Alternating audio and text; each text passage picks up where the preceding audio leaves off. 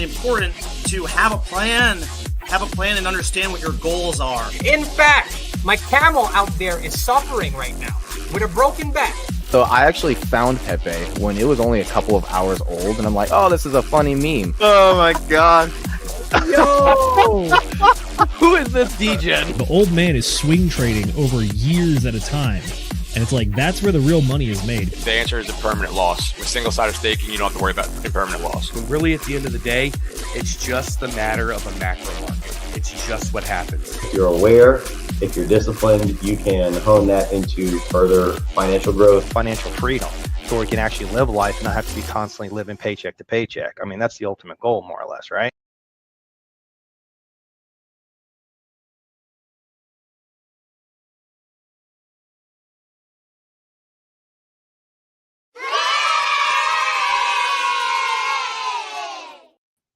Good evening, ladies, gentlemen, and D-gentlemen of all ages. Welcome back to another Whiskey Wednesday special. I'm going to be here hanging out with the boys and all you hooligans that decide to hop on. We have a chat, have a drink, and have a laugh, hopefully. Outside of that, I am your host for the evening, Zenith. I am your barkeep, but I am not the bartender because we actually have a special guest for the first hour. Say hello, Jonathan. How you doing, buddy? Hello, how's it going? Excellent. So who are you, sir, and why are you on Whiskey Wednesday with us here? Well, here, so me, yes, I am a bartender. I am actually a very young bartender. I am 25, and I'm actually very popular in my area. It's very funny. But here we're gonna make a couple drinks. We're gonna talk alcohol, and fun fact about me. If you didn't catch last week's stream, I was telling everyone that I actually don't drink. Yeah, so I actually study all this here and there. And I make probably the best drinks in the Bay Area. Excellent. Love to hear it. And then our other fellow panelists and fellow DGen, Brendan, how you doing, buddy? I'm doing good, man. It's good to be back. Good to see you. Jonathan, thanks for coming on. I'm excited to hear about your drinks tonight. As all of you know, I do generally imbibe in the alcohol when we are having a Whiskey Wednesday, and tonight will be no different. And I'm excited to hear and learn from Jonathan. I am just a measly, basic home cocktail maker, but no studying, no profession. But I certainly enjoy a good cocktail here and there. So, also some good crypto news this week. So we might as always dabble in and drizzle in a little bit of crypto talk. And we finally had some green candles, so that's exciting news. Seems like maybe the gatekeeping and the floodgates might be opening soon for the Pulse Chain and Hex communities. And I'm excited about that. How you doing, Zenith? I am doing very well. Yes, like you mentioned, we do have a few crypto articles to sprinkle in through there for the folks that are not into just being degens and drinking all day. Totally understandable. So we will talk crypto at some point here. But outside of that, I do have a few folks in the comments that I want to shout out real quick. So first degen of the night, we got Brown, aka Farmer J, asking when 2 more weeks. I said going live in 2 weeks, so there you go. After that, we got our good buddy Moonpilled Rational Optics, a whiskey connoisseur himself. I can confirm. Says make that 3 weeks. We have some delays. Apologies. I know, 3 minutes late. My bad. I'm producing tonight. Well, not your fault. Not your fault. Well, I had to go get the bottle out of the fridge, so we're all ready. Outside of that, though, we got Hexkin Lost in Asia. Says standing by. Let's frickin' go. Good to see you, buddy. And another very familiar face we're always happy to see. Tam saying, what's up, fam? Good to see you. Hope you're having a very excellent week. Another excellent friend of ours, Amber Simone, saying hello. Hello, Amber. Glad to have you with us. We pull Irrational Optics, lighting the fire in everybody's butts so that they can follow Will's advice and like that smash button. Folks, if you do us the YouTube pleasantries, we are very appreciative. We appreciate everything that you guys do to help us grow and also help make good shows for you guys. So thank you very much. And yes, Will is cranking out Telegram notes for Jay's streams earlier. For those of you that have been not in the Telegram, first off, what are you doing? You can just scan the QR code directly under Brendan over there. Get into our DGen Roundtable Telegram where you can hang out with us, and you can catch Jay's market open streams that he does, talking about everything going on in the markets, micro, macro structures, everything in between. They are highly technical, so if you're into that kind of thing, they're there. But if you also just want to see which way price is going, you'll also get that. Don't worry. With that being said, gentlemen, that closes us out for chat. So Who's making the first drink of the evening? Is it me or is it Well, Brennan? Well, before we make a first drink, I'd like to say that we got the thumbnail and we got the YouTube up late. I always notice that when we get it up late on the day, we have less people that are here at the beginning. So I'm betting we're going to see a lot more of those chats roll in. And those of you who jumped in, the regulars, thank you so much for being here. We're excited to hang out and excited to learn. So I don't know, Zenith, you're the barkeep. Maybe you should be making the first drink. Me first? All right. Well, I'm about to. Or we can make it together. I only have one type of stuff to make here, so. All right. Well, step one is we're gonna do this. Oh, Woo! Excellent. Very fancy. Some good champagne. As Moon Pillar Astral Optics likes to say, may your only pain be champagne. I'm actually a big fan of champagne.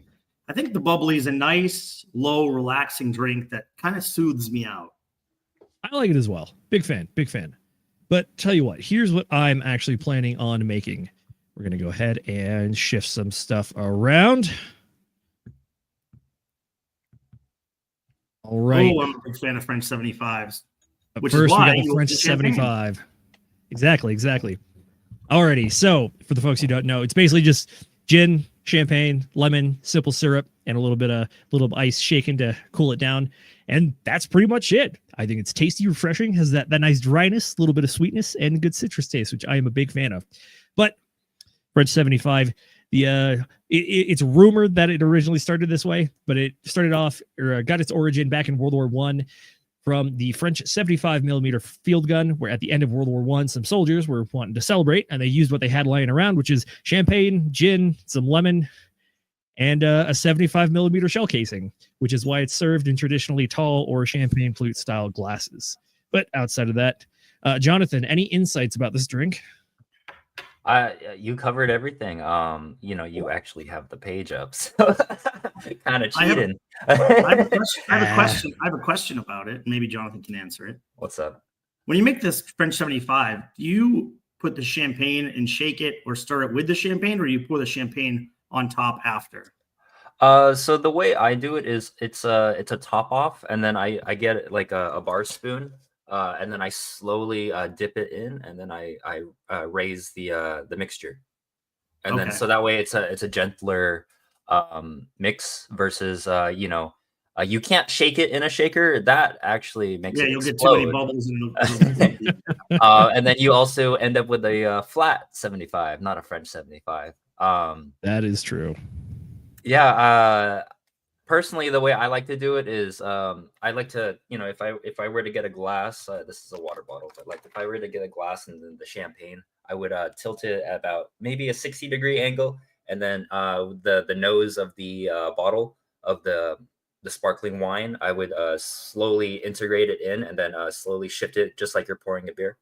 That would mix it sufficiently, and then the last touch is the spoon, a gentle raise, and then you're all good for the French 75, and then express it with your citrus, your lemon. Mm-hmm. I like that. Express it. Yeah.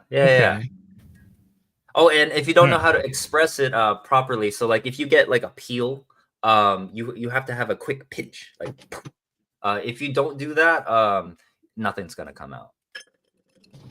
You won't get the zest, right? So you got your ice. Wait, can I see your ice? I wanna observe the ice. I need to see.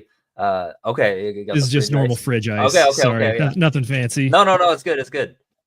All right, we have some Bombay Sapphire. You want to use? Are we doing my recipe, or are you going off the web? I'll be honest. I was just gonna go. Shoot, what is it like? One part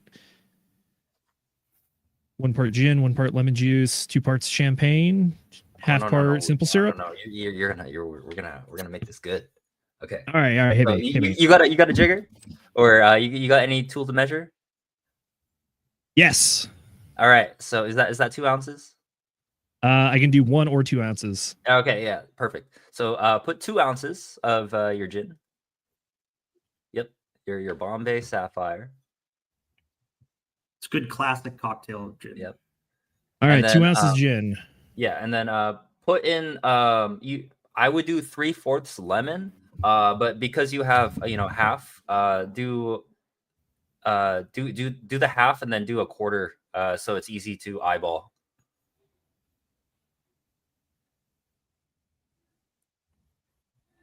Half And then- quarter. Yeah.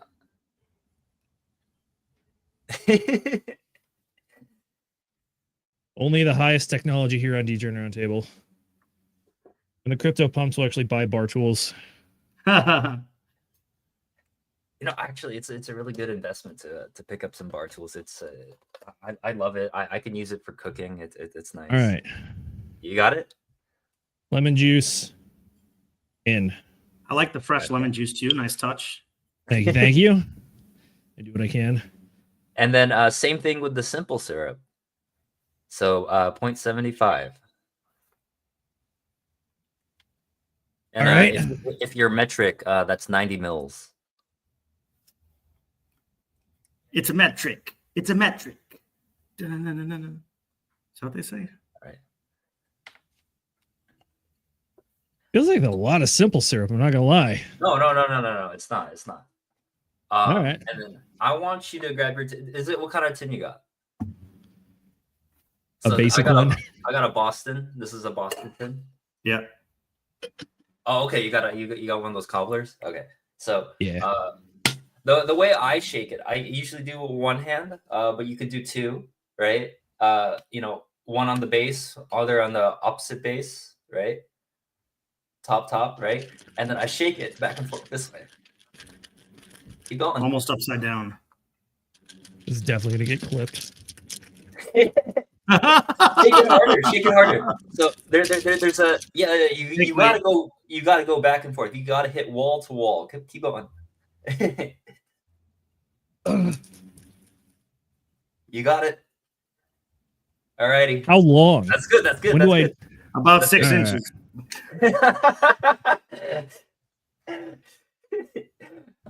All right, now strain it into your coupe or your flute, whatever you got there. I am about to disappoint you with the vessel choice. This is the closest thing to a champagne flute I have in the house, and it's a Coca-Cola glass. That's perfect. It's good. It actually looks not bad, Zenith. Yeah. It's nice. It's an integrated strainer in there as well. Yeah. Now top it off with your champagne, your sparkling wine. We have some Corbel champagne, extra dry. So try to tilt it 45. Yeah, it's gonna. Yeah. It's going over. It's going over. We're good. Okay. The reason why you want it at a 45 is so that the surface area of the bubbles it dissipates quicker. There you go. All right. Now, if you got a little spoon or anything to mix with, you could use your finger. You could do a quick dip and twist it up. Just like that. Yep. Now, express it with your citrus. And you're going to love this French 75. This is my French 75. Quickly pinch, right? Yeah, quickly pinch, like boop. Mm-hmm. And you could rub it around, yeah, and then dunk it in. There you go, your French 75. Thank you very much. It looks so good. I want to taste it. I know how refreshing a French 75 is. It's hot. I'm in South Florida. It's like 90 something degrees today. I've been warm all day. Yeah, tell the crowd. All right, let's see.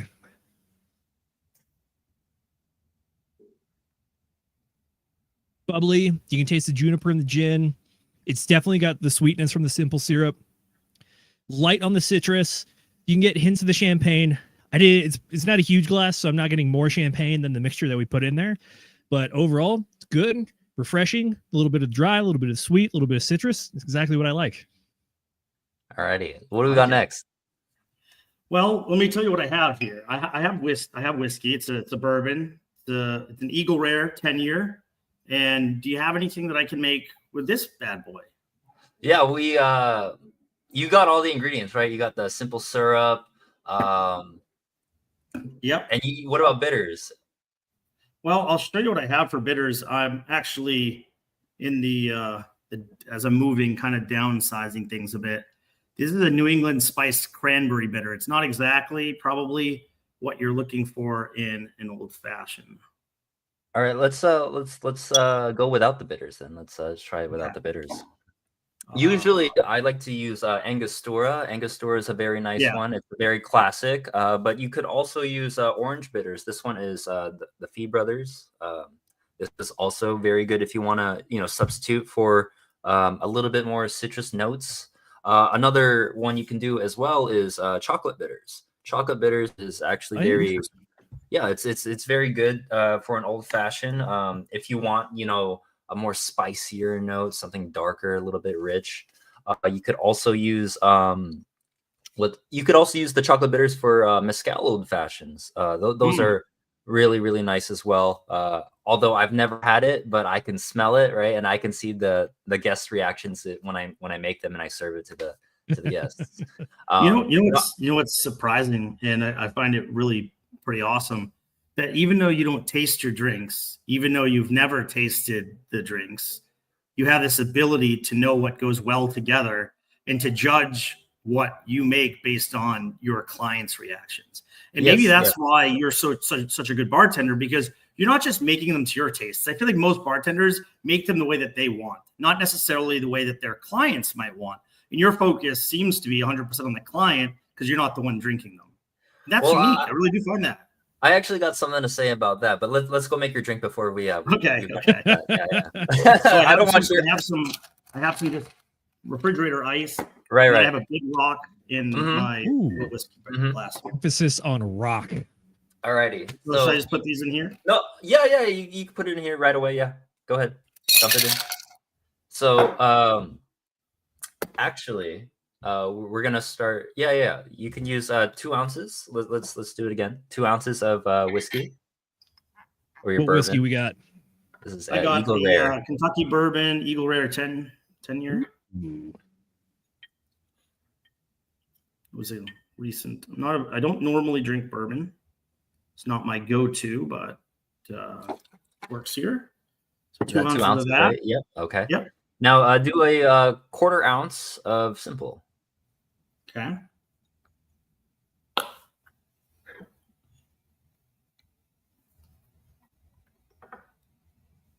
Normally I make my own simple syrup, but because this was last minute, I just grabbed what I had in the cabinet. Okay. And then usually I would put in the bitters now, but you don't have bitters, for this. I wouldn't use the cranberry. That'll make an odd old fashioned. But yeah, I would do like maybe 4 or 5 Angostura bitters. I know like people say you should do 3. Personally, I don't think that's the case. I think you want to add like a 2, extra 2 or 3. The bitters, it has such a punch to it. I think it actually adds to the old fashioned, and you want to taste that punch. So I don't want that slight note in the back. I want the guests to actually feel the bitters. Now, yeah, go ahead. No, I was going to say, so normally I do have Angostura bitters here. I use those also for pisco sours. Great for pisco sours. Anyway, I assume I'm going to stir in this? Yes, bar spoon. So old fashions, the way I make it, has a specific count, right? It's about 32 stirs, right? And 32 rotations. So when you stir it, you count in your head 32. You can mouth it. You can do whatever you want. You count 32, and that should dilute the whiskey enough where it's palatable and it's not as harsh on the tongue. That should express all of the notes. And if you did not catch last week's episode when I was explaining how to drink a whiskey, if you dilute the whiskey at such a correct level, it expresses the notes such as vanilla, maybe a little bit of cinnamon. If it is a rye, you get that spiciness to it, and you could all sense that. Yeah, keep going. Looking good. You got an orange peel or anything to express? No? Okay. That's fine. Lo siento. Right. Sin naranja. But we have it. Right. Cheers. Salud, Zenith. I always like to, especially when it's mostly liquor forward drinks, I really like to smell it before I drink it. Liquor forward drinks. All right. Ooh, that is tasty. See, how is that? See, that's what I was saying. So the water content is very important. So to me, so if you did not know, also a mechanical engineer. Attaboy. I studied There we go. fluid mechanics. I studied, the rate of dilution of things. And for me, usually, in my, through my understanding, water content, mixed with ethanol and then, whatever the whiskey is, or, even any cocktail. The water content is probably the most important that actually creates the drink. A lot of people, they're like, oh, I want something, heavy. Some people just want to get hammered. For me, I don't like that. I think providing people with the best experience before they get hammered is probably the way to go. So that way they enjoy their time, approaching, getting drunk. Yeah. Interesting. I was going to ask. So you gave a very specific amount of stirs there, 32 stirs. Mm-hmm. So based on the calculations, like how much water are we really getting inside of a drink like this? So I got to preface this. So the reason why I asked to observe your ice is for me to see how large your ice cubes were. Right. Okay. So if you did not know, Bean, can you show your old-fashioned glass? Yeah. So the larger ice cube, that dilutes the slowest, right? Even though there's a lot of surface area around the fluid, right? The miniature cubes, the one you were shaking with, or the ones you stirred with, that becomes what I call active ice, right? So yes, that's a full cube. That doesn't melt very fast. That's because it has a lot of density.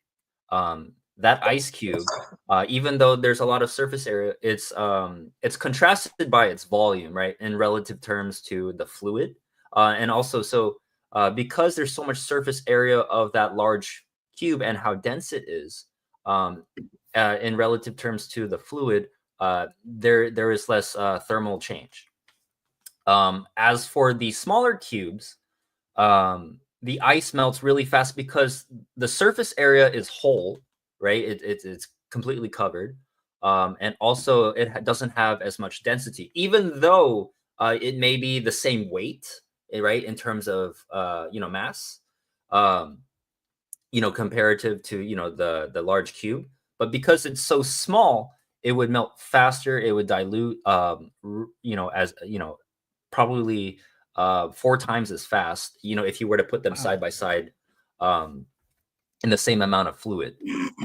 So that's the reason why I counted 32. And that's worked with me in terms of those relative fridge size ice cubes. So that's what I'm comfortable with. As for the actual number, I have not been in my lab for quite a bit. I graduated school a while ago, so I was not able to, and I don't think I'm allowed to bring alcohol to the campus. I assume it would That's also fair. depend on how many ice cubes are in Yeah, the so shaker it was before you put the actually liquor interesting. into. Yeah, you make a very good point. So the reason why I didn't say anything when you put all your ice into your little tin was because I saw the amount of cubes that you actually put in. So you actually put almost the perfect amount, plus or minus. The ice cubes usually, so this is the if you have a Boston shaker, you got the large tin and the the half tin. Usually if I were to measure it, I would put the ice to the brim of the tin, because when you stir it, it melts, right? But you don't want too little ice. If you have too little ice, it melts completely, right? If you have a lot of ice, it's melting, but it won't melt as fast because there's so much, in relative to the fluid, the alcohol. There's more ice, and the ice collectively won't allow the ice that had been that's lesser melt as fast. Yeah, That's Like good. it. It was interesting. You're talking about the dilution of the water brings out different notes in the whiskey. I mean, I'll be honest. I feel like as a drinker, I probably have the IQ of a 2x4 when it comes to that stuff, which is like, I don't really like whiskey that has like a lot of like fancy complex flavors. I like things that are just like whiskey flavored and like kind of smoky. Like one of my favorite whiskeys is Woodford Reserve, just because I feel like it has that good profile to it. I usually just go over the rocks at that point. I'm like, this is great. This works for me. It's stronger at the beginning, then over time, as I'm just sipping it, I get to the more diluted state. I'm like, okay, now I can just like kind of go with it. It's, I don't know, it's a very enjoyable experience for me. You know what's interesting about that? I'm sorry to cut you off. But so the reason why a lot of sports bars, you see like a big wall of whiskey, right? And then a very important appetizer that they have is French fries, or something salty like pretzels. Just some good old bar pretzel food. bites, right? Yeah. But so bar food, it's actually picked out that way because if you have a salty food, for example, right, like French fries, if you have a whiskey and you drink it neat, right, if you take a fry right after, because the saltiness interacts with the whiskey, that is residing in your mouth. If you had not sipped a little bit of water to wash down your French fry, you actually can taste the notes. Like it's such an expressive feeling and sensation that if you have a salty food and then drink your whiskey right after to wash it down, that actually makes the whiskey a lot more enjoyable. And I know that because that's one of the few times I drank. Interesting. Does this have anything to do with it? The old tongue diagram? Right. I'm an engineer, not a biologist. Not a biologist. Fair enough. You and me both, brother. I like what I like, and I know what it is. So fair enough. So I see a comment here, Zenith, about me from Beach Whale. Can we bring that up? Yeah, I replied to him. So Beach Whale coming in. Good to see you, buddy. He says Brennan is looking like Charles Hodgkinson today. So yeah, if I'm not mistaken, that's XRP man himself, or is that Cardano? Cardano, that's what it is. I was just hanging out on my wheatland ranch in Wyoming, my buffalo farm that I bought, 11,000 acres, and we're gonna solve hunger in Africa with Cardano. We're gonna fix the banking system in Africa with Cardano. We're gonna do it. And Richard Hart, he's a scammer, big bad guy, scammer. That's all I got. Look, I know we were doing some from friendly ribbon there. But at the end of the day, I got to say, Brendan is actually probably the person on the team that is the closest to the Cardano community, considering he actually spoke at the Cardano conference in Miami. Little known fact. You had to catch that one live. Bit of a star of the show down here from what I hear. It went pretty well. Yeah. The Cardano community in Miami is, and I'm not a Cardano super fan or anything. I like it. I think it has good opportunity, and anything that I think I can make money on, I will potentially invest in, not everything. But it's done really well. I bought Cardano at the bear market for like 23 cents. So that was pretty good. But overall, I spoke in the Cardano conference. Still a fan of what they do in trying to be decentralized. I mean, they've tried to do that for a long time. Pulse Chain's done that a lot better, and Richard Hart's done that a lot better, in my opinion. And so I've far more moved in that direction. But nonetheless, yeah, that's funny. I guess I have put on a little bit of weight recently, so maybe I need to get back in the gym. Cardano at 23 cents, you say? Good sir, you might be a true winner of the bear market, because that is pretty much right where these little tips are. This wick right here is actually this cycle low for Cardano, all the way down, like literally at like just a hair under 23 cents. So well done, sir. Well done. I bought it 25 cents and 27 cents as well, but 23 was my best buy. That is damn good buy, sir. I mean, considering what they had a good run up to about 78, went back down to like 32, back up to $1.30, currently sitting at 80 cents. So overall, it's like what, like a 3x minimum if you just held it the entire time to now. So yeah, I sold some at 115. And then rotated that into some Richard Hart coins. So Very nice. Very nice. I But too yeah, hold we do have Cardano. what was that? I too hold Cardano. There you go. Yeah, I held some for a actually little did. bit. Yeah, Go for I'm it. sorry. Yeah, I actually did buy it at the same price range as yeah, like 20, or I think it was like 13 cents when I got it. But I haven't sold, like, I forgot about it. It was like in my Coinbase exchange. Because I do everything you know, on the private wallets. Like Yeah. I forgot that I had it on the exchange, and then you know, it's actually nice because you know, when I do purchase USDC, and you know, they withhold funds because I have some collateral, I'm able to send my USDC. So I think I'll just leave it there. Yeah, I use Yori, which is like a native Cardano wallet that was made by the community. What I like about it, it's super easy to stake, so you can just go in there, stake right from the wallet, earn your 2 3/4%, which is nothing but something that, you know, been holding 3.5%, 3% give or take for the last 3 years. You know, that adds to your bag. So Fair enough. And by the way, we do have some other friends in the chat I do want to hit real quick. By the way, I asked for questions for Jonathan here. I don't know if this is much of a question, but Brown was saying, my favorite drink is a shot of vodka that I chase with fresh Cambodian breast milk straight from the source.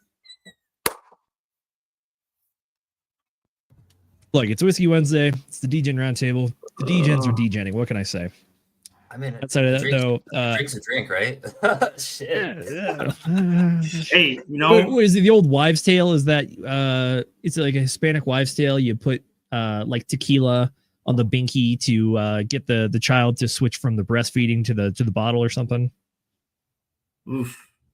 I could be way off there. That is above my understanding. But I will say, you know, pickleback, you know, whiskey or tequila and some pickle juice. Little JMO pickleback. He's just doing a breast back. There you go. That's one way to put it. It's an interesting take on a black Russian or a white Russian, if you will. Yes, sir. Mr. M Rock Jockey or Mr. Ock Jockey, still don't know which one it is. Apologies. He says whiskey for my friends. There you go, Brendan. That's you, buddy. Sorry, cheers. I only got champagne right now. All the whiskey is unfortunately gone right now. So we got gin, whiskey, and then maybe a silver bullet later. Who knows? Wait, raise up your old fashioned again. Raise up your old fashioned. I gotta top you off real quick. You know, with the bitters. Let me get you real quick, dude. Hey. Very nice, very nice. We do have one person who might be a slightly disappointed customer, though, because Fast Abdul is here for the tech, and we've not touched on that yet. And I don't know if we're going to touch on tech specifically, but tell you what, top of the hour, we're going to open it up to everybody. If you can click on the StreamYard link, hop on. I am producing tonight, so just show me that you are somebody in the green room. You don't have your camera on for the live stream, but I at least need to know that you're not just going to come up and flash your butt cheeks on camera. We like not being banned. Hear me out.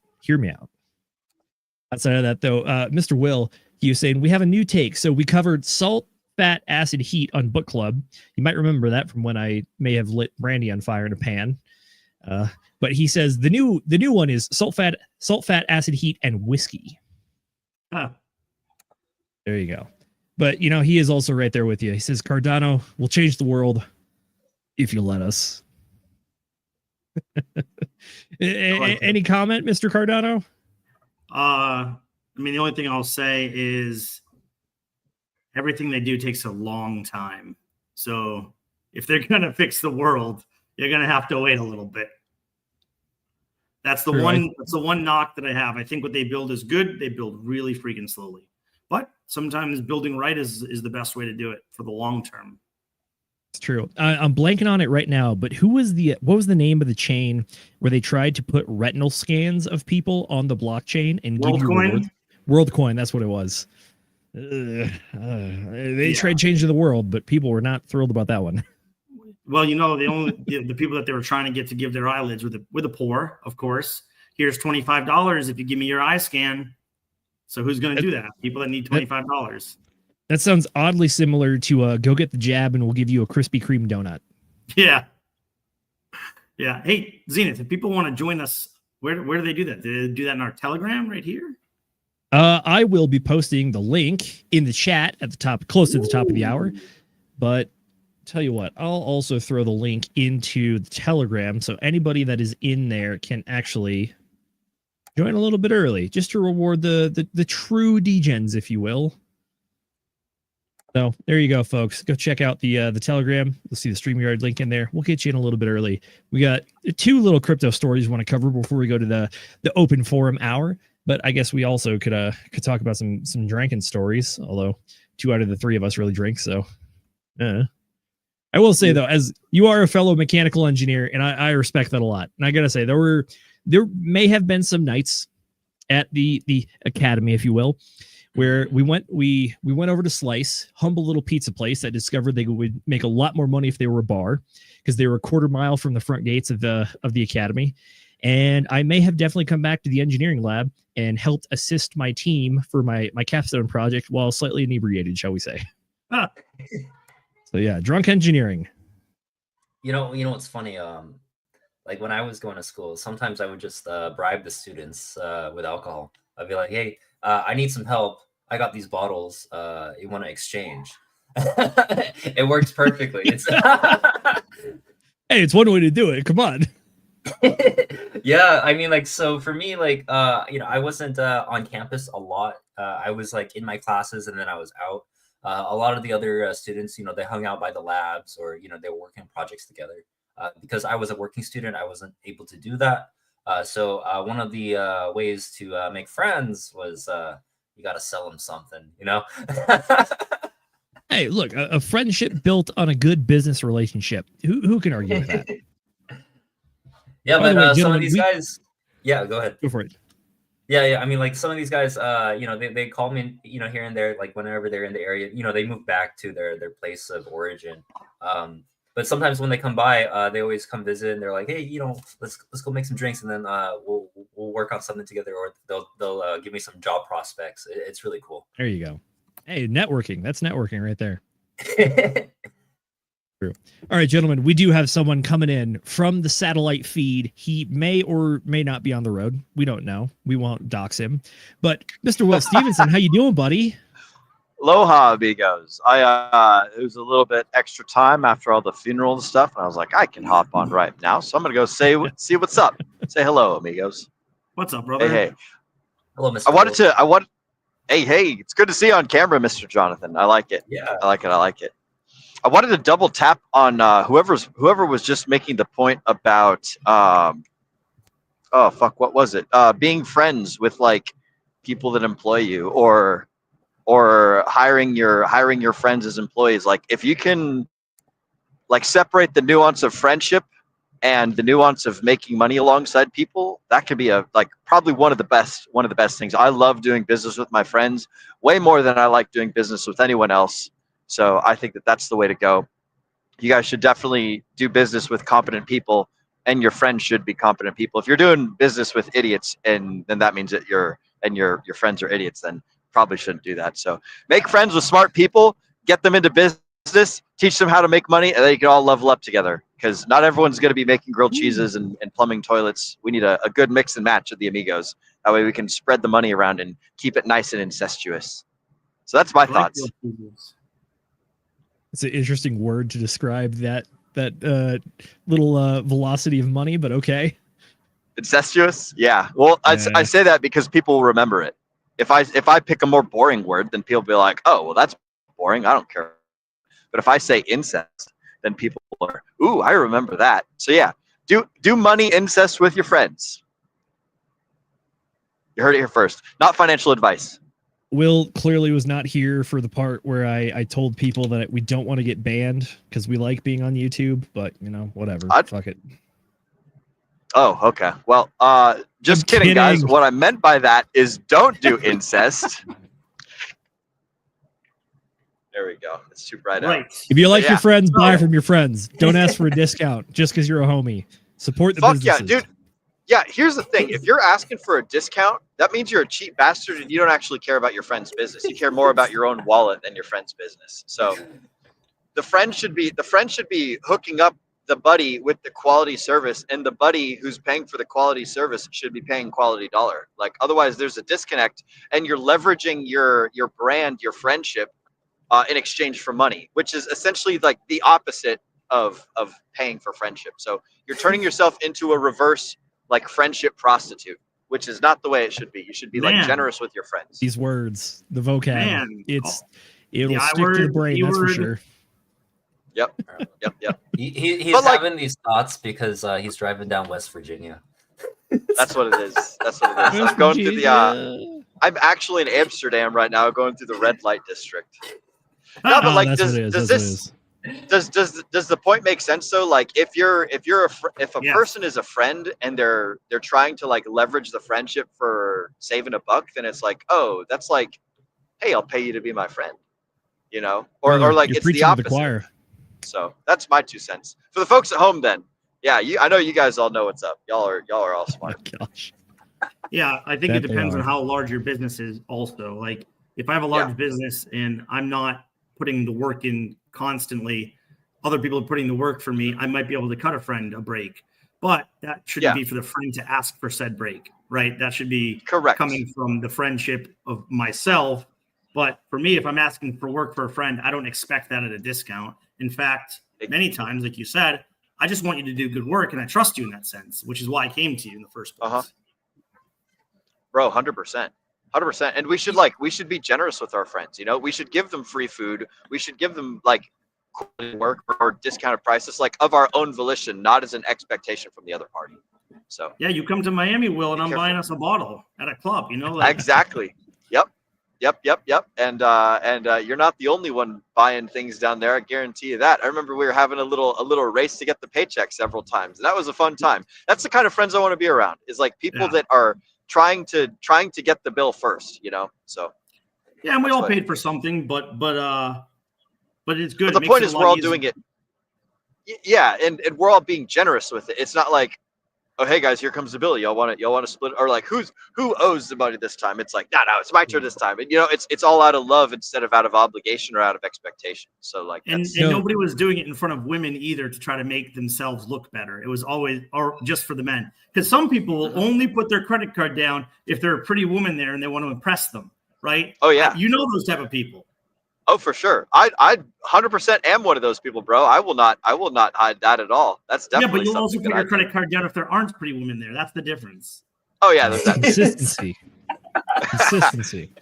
You know, Will, this is a perfect time for you to drop your famous abundance mindset. Yes, it is about abundance mindset. If you don't have abundance, you shouldn't be living the abundant lifestyle, you know. You should be grinding or eating ramen, or, you know, maybe you go out with the boys and you party in Vegas for like a week for the Pulse Chain 369 conference, and then you eat top ramen for 4 months afterwards. If that's what you got to do, that's what you got to do. You know, it's all about what are your priorities. You know, live like you're abundant when you're with your friends, so that way you guys can all have fantastic stories and not have the pressures of like scrounging for food, or go and scrounge for food with your friends and be like, you know, I have an abundance of not giving a fuck. Let's go raid this dumpster, boys, and see what's up and make a game out of it or something. You know, have an abundance that would be an of money abundance or an of that abundance for of sure. fun. Yeah, that'd be hilarious. Hopefully, we will all have plenty of abundance in another year. That's true. That's true. Speaking of friends, boys, we got someone stopping by. It's Russ. He says cheers. Cheers, my man. Hell yeah. There you go. I had a drink. Hang on. Let me crack a cold one on the road for you guys. There we go. I'm having a delicious bubbly. So there we go. Some sparkling water. True. Oh, by the way, we got another buddy in here. Is Crypto Boogie. He says, sup, monkeys? Sup, brother? Cheers. Fuck yeah. Last sip of this delicious. What'd you call this? Perfect. That's a perfect old fashioned. It is what I would call a perfect old fashioned. Thank you. There you go. I By love the way, that ice cube, Brendan. Those are beautiful. Big old rock there. Yeah, by the way, folks, Boogie is a good friend of ours, and he runs his own YouTube channel talking about crypto. He gets very heavy into the TA stuff if you're interested in that, but he also does some fun stuff, talking about some firearms, talking about some cologne, just chatting it up with the boys. And he also runs a fantastic dual live stream with our other friend, Mr. Angry Twinkie. They call it Tacos and Kimchi. And I love that one. Let me tell you, the last one they did was a banger. It was like, I almost want to say it was about 2 hours long. It was fantastic. True. All right. A bit more of the producer stuff before we get to it. It's Whiskey Wednesday, and I'm on here. So we're giving away some DGM Protocol tickets. Go ahead and put hashtag bartender, like the T-Pain song, in the chat, and you'll be entered when we spin the wheel to give away some DGM Protocol tickets. So if you like that, let's see those hashtags in there. Damn, I wish I was on YouTube. T-Pain or Lady Antebellum. That's true. That's true. Music you like. True. All right, gentlemen, I hate to be boring, but it is about time to talk a little bit of crypto. Our first small story is coming from our very own Brendan. He did some internet sleuthing over on Twitter. What did you find, sir? Well, Mr. Richard Hart had posted something recently saying that there was a certain protocol missing from this cool website called the Strategic ETH Reserve, where they track what companies, what governments, what foundations, what DAOs hold Ethereum in what they would consider a strategic reserve. Now, if you pull that up, you can see that the largest one is the Ethereum Foundation with 265,000, 260 something thousand. And then 265,000 Ethereum. The next one down there is Coinbase, which says new, and they have a pretty hefty amount, 137,000, which I don't think people can see too well, but yeah, you know. So interestingly enough, Richard Hart said, well, there seems to be a strategic reserve missing from this post. And so he quoted that, and then a bunch of Pulse chain fanatics, a bunch of hexagons started replying, started messaging this guy, Fabda.eth, and this is what he responded with. He responded, I have received hundreds of pings since this post.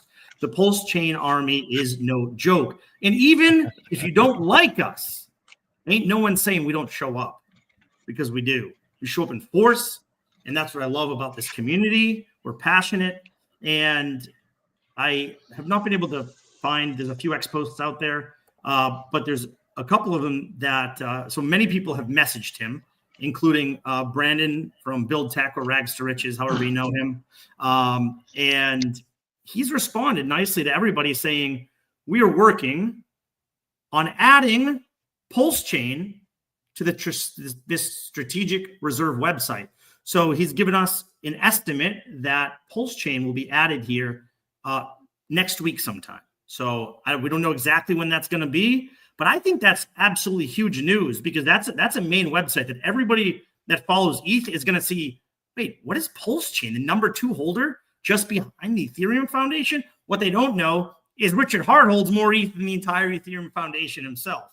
So if they don't think that we're, very synchronized, very big into the community of Ethereum, we're in lockstep. We want Ethereum to do just as well, actually maybe better than they want to do themselves, because it's going to help our bags more than anything. So I think both are really important, Pulse Chain, Ethereum, and we need to support them, of course, because better ETH does, better Pulse Chain does, in my opinion, because we're the second largest ETH reserve in all of crypto, in all the world, really.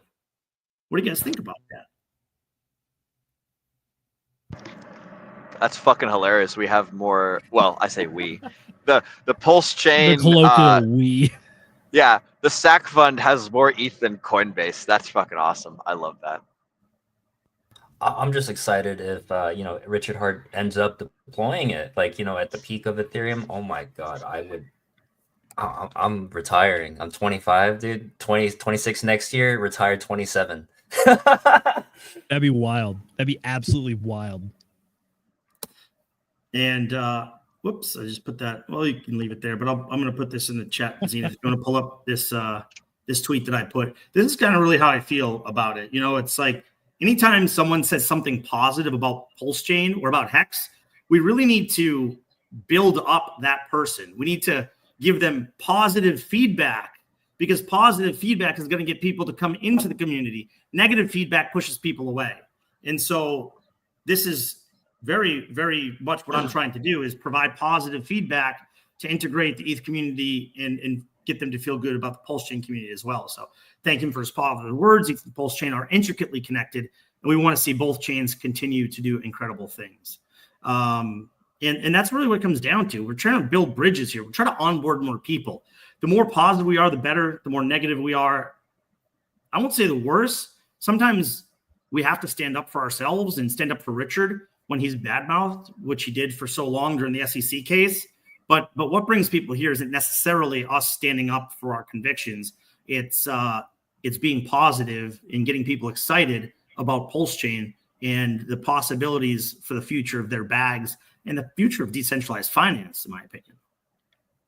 Oh, for sure. Did you guys happen to catch the YouTube video that Richard Hart put out recently? It was last week. Yep. Yeah. One of the big points he was talking about there was marketing. So when it comes to this kind of stuff, I mean, this looks like some great grassroots marketing. Granted, we gotta pump these numbers up to get more visibility and whatnot. But at the same time, though, I think that this is the kind of stuff that's going to help get us there. Granted, we did also have our healthy criticism of Richard Hart, which is like he's talking about marketing, but he himself could be the number one marketer for Pulse Chain if he just started streaming more, getting back to old form, doing those the guest streams, the debates, whatever it is. I think he can do a lot of visibility, but when it comes to community visibility, it's stuff like this. And by the way, we do have one of the number one crypto cheerleaders in the entire space here, and that's Tam Tam. By the numbers, she blows everybody out of the water when it comes to visibility and interaction. So shout out to you for continuing to do great work, and she is absolutely positive. Cannot say enough good things about her. Zenith, and I might add, she's also one of the biggest onboarders for Hex. She's onboarded more doctors, more physicians, more clients into Hex than I have seen out of anybody, at least like clear numbers. I know a lot of people are onboarding, but she's proven it and shown a lot of numbers that she's brought to the space. And so she's not just preaching it, she's living it. And that's very true. Actions speak even louder than the words that are beautiful as well. Very, very true. By the way, gentlemen, we do have a very benevolent donor. It's none other than Boogie. He threw $5 our way with some fire emojis. Thank you very much, sir. What a stud. What an absolute stud. Oh, and Jonathan, we do have a comment for you here. Over on X, formerly known as Twitter, Ovidian Hex is saying, retirement is not a good thing, friend. A man should always have a purpose building. Amazing things for humanity is the goal. Well, what do you feel about that? Actually, so by retirement, it means like, working a traditional job, I think. For me, if I were to, let's say I was retired, I was able to retire with this, the money that I would obtain, ideally, I think I would, even I work at restaurants. I think I'd build a restaurant, right? But then like, open a bar? No, I wouldn't open a bar. No. I'd open a restaurant, right? Maybe a bakery, right?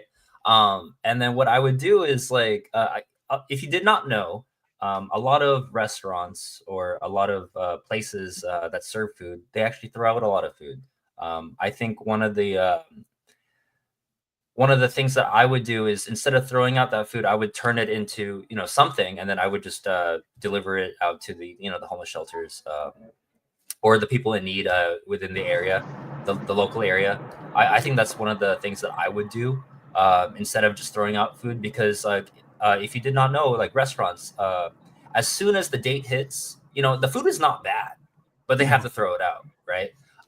So I think I would have like like a third crew just to make food and then immediately send it out. I think that's what I would do if I had the retirement money. Well, maybe Your heart's my future nonprofit. Your heart's in the right place, Jonathan. The reason that they don't do that is because people have been sued in the past a lot, and all it takes is one. And like, unfortunately, in the West, we live in like super lawsuit friendly world place. And even though the food is perfectly great, and I agree with you 110%, the justice system does not always see it that way. And people are always itching to try and find a quick way to make a buck. Like, there's people that go out and they sue doctors for malpractice because they go and get some sort of thing done somewhere, and then and then they find some sort of problem, or they interject some sort of problem into the process. And so, like, just something to be aware of is that's one of the major reasons why that doesn't happen more often than you think it would. There's a So. couple of restaurants in San Francisco that actually does this practice. Oh, hell yeah. I don't know. Yeah, I don't know the names of these restaurants, but you know, they do them. So it's not uncommon. But yeah, I do agree. It is rare. Yeah, and I'm not to say that, like, most of the time that's a perfectly fine thing to do. That is one of the reasons why it's not something that scales, I suppose, would be a better way to put it. So you find something to do with it on your own, like that's like your own personal attention, or that you're sending your employees to do, then that would be beautiful. That'd be awesome, bro. I like it. I will say though, Jonathan, you were just Johnny on the spot with that answer though, talking about like retirement to do nothing or just go play golf, as maybe some people on this stream might be inclined to do. You actually came up with an answer to go keep doing things. I think it's the core of the comment there, which is like, look, retirement means you escape the 9-to-5 and you're now able to focus on the things you want. And it's like, look, if you got nothing better to do, go build something. And well, I think all of us here are right on that. Let's do it. Yeah. So like, you know, the way I see it is like, I think the 9-to-5 is, you know, modern day slavery in a way. You know, you work for a corporation, or you work for some organization, right? You spend your entire day, and you actually spend more time with them than your family. So I find that quite interesting, right? For me, like, I retire, right? You know, I big air quotes there, right?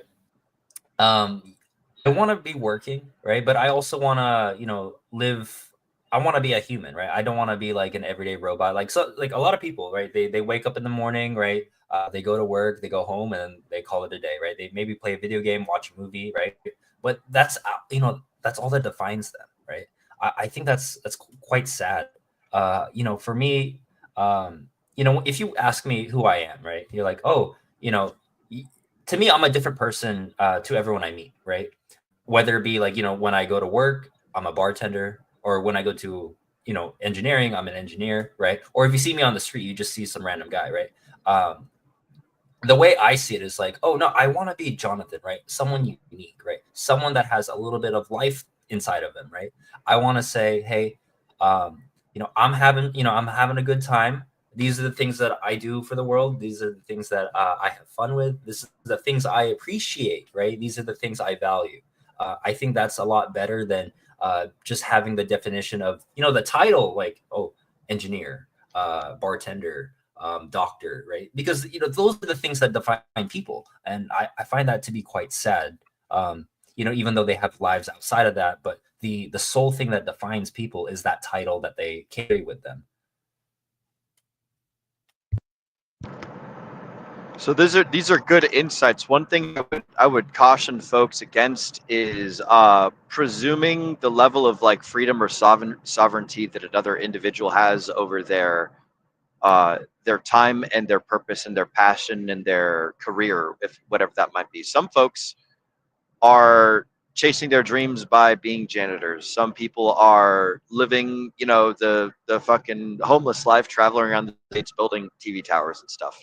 Right? There's all sorts of different people and all sorts of different walks. The thing that I would encourage folks to do is like just figure out how can you solve problems for people? How can you generate and provide value?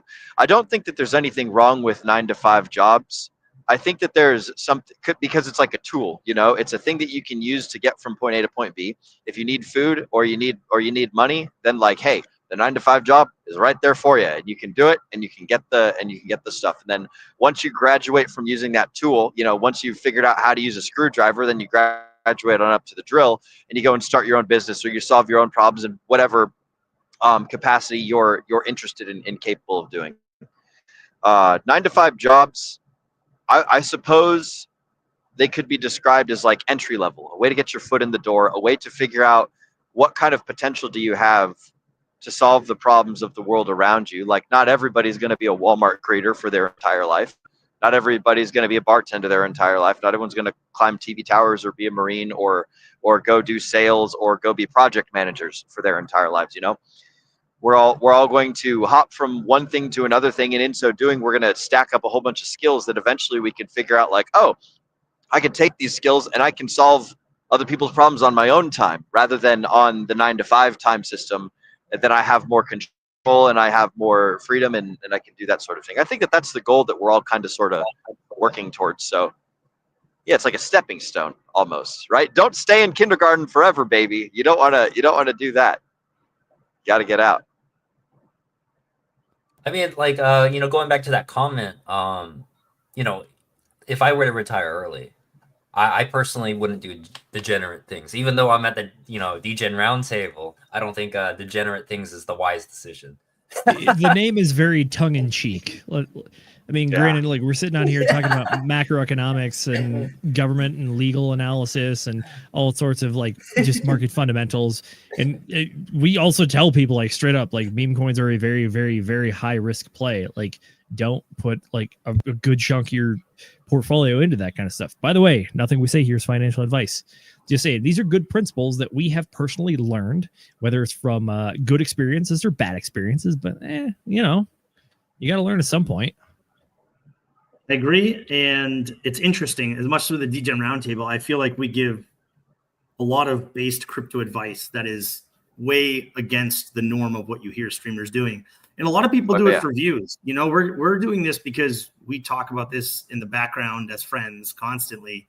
And we were having calls like this to talk about crypto. We're like, why don't we just record these calls? And that's how the DGen Roundtable came to be.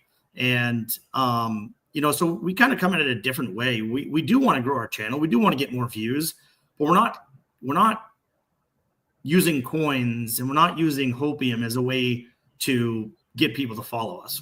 We want people to follow us because you like our content and we're giving you advice that will help you in the future. We really want people to succeed. That's the bottom line.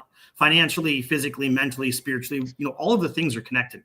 And you need to have discipline in all these areas of your life if you want to be successful. And you want to be happy and successful, I should say. Very, very true, sir. You can be successful and not happy. You can have as much money in the world, but you hate yourself.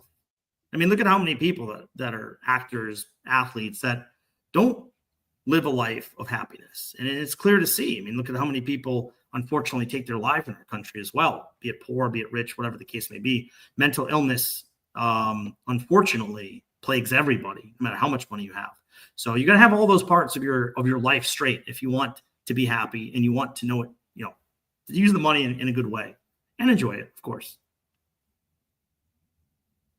Said, sir. Well said.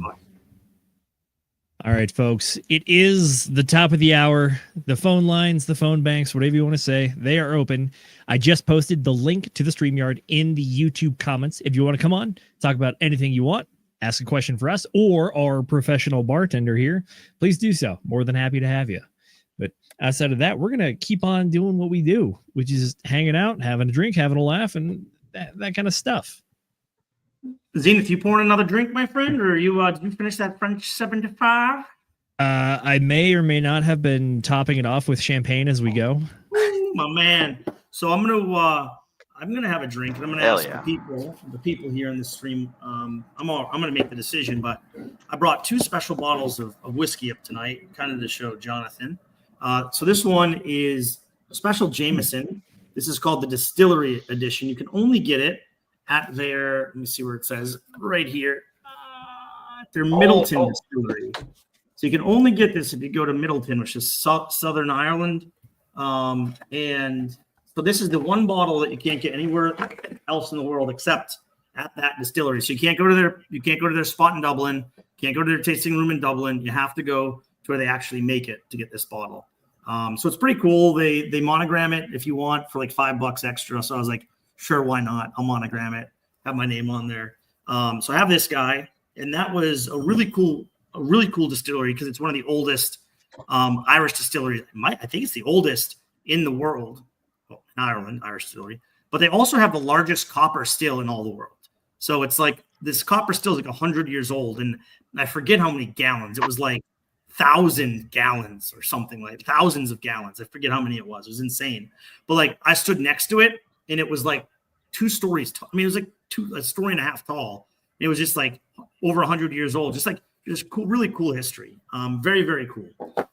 Then driving back from Galway to Dublin, I stopped at one of my other favorite Irish whiskeys, which is Tullamore Dew. Now, I didn't know that they built a new distillery in Tullamore.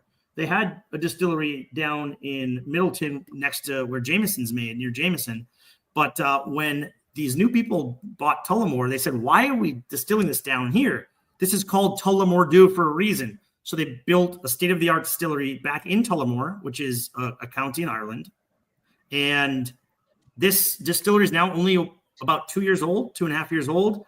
So you can't even take pictures there. It is so state-of-the-art, you're not even allowed to take a picture within the distillery. But one of the coolest things that I enjoyed while I was there, probably my favorite tour of all of the whiskeys and breweries when I was in Ireland, at the end, I paid to blend my own bottle.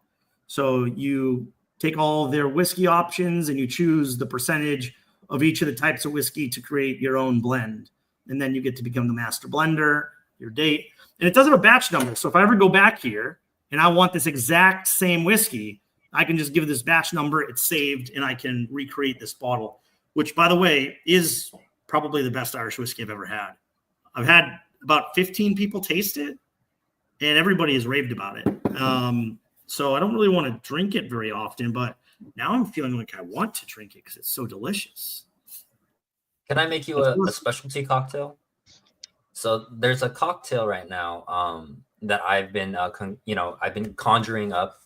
Have you ever had a creme brulee martini? No, but I love martinis and I love creme brulee. Right. So there's no teeny. It's all whiskey. You wanna try it?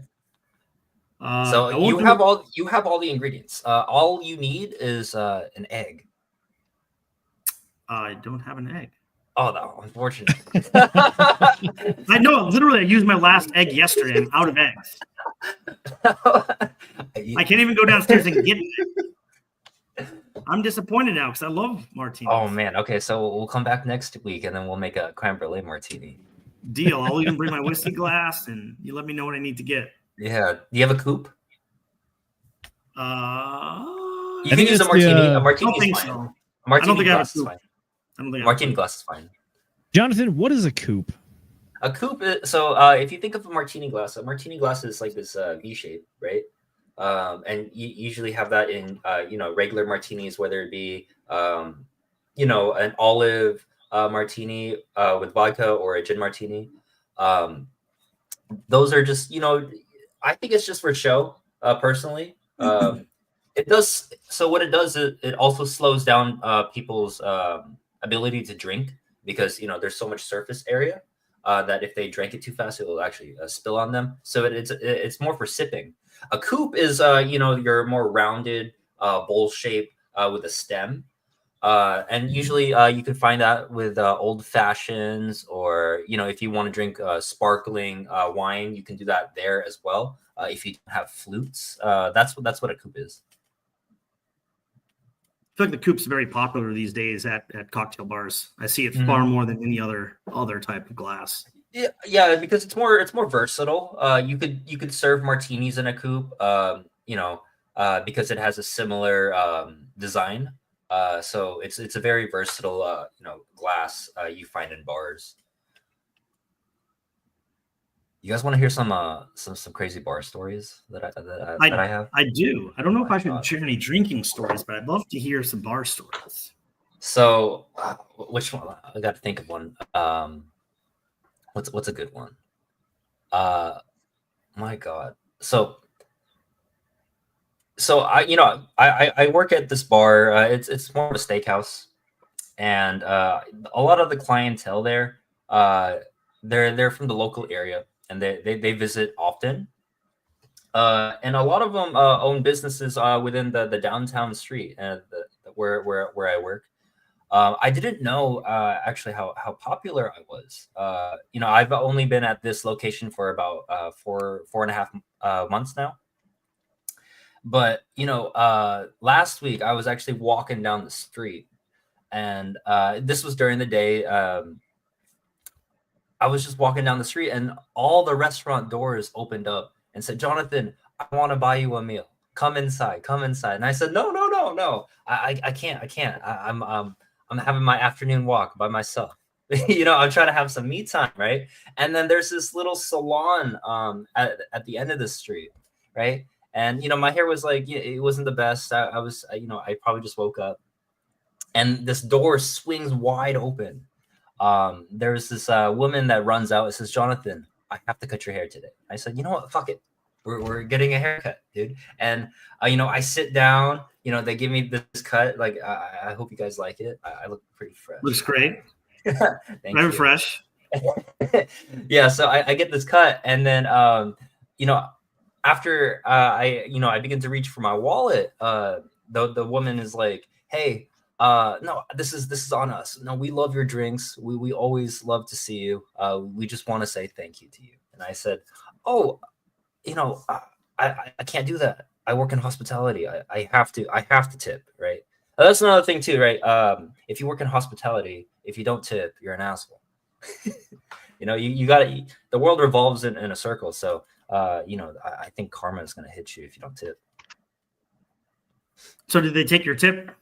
Yeah, they took it. I think I had like $30 on me. It was like the only cash I had. It was funny because that was the cash I got the night. Usually I get credit card tips. But anyways, like I had like $30 in cash from the other night, and I just handed it to her. Nice. You know what I think is funny though is I think that $30 is just gonna rotate between hands. She's gonna visit me, and it's like just keep giving that same $30 back and forth. Tips. Yeah, dude, it's gonna get fucked over by Uncle Sam. That's what's gonna happen, dude. Yeah. So then your $30 that you're giving back and forth soon will be worth nothing.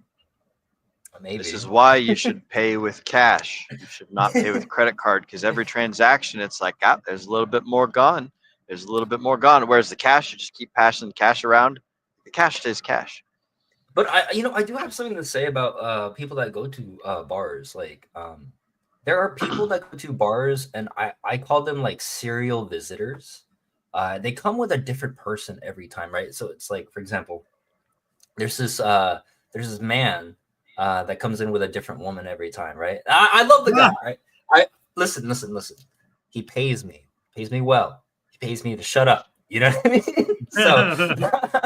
So like for me, he loves me because one, he knows that I can put on a show, right? I like to make drinks in front of the guests, and I love to, and it impresses the date, right? Because one, I'm having a one-on-one conversation. Now me, I'm a little bit more respectful.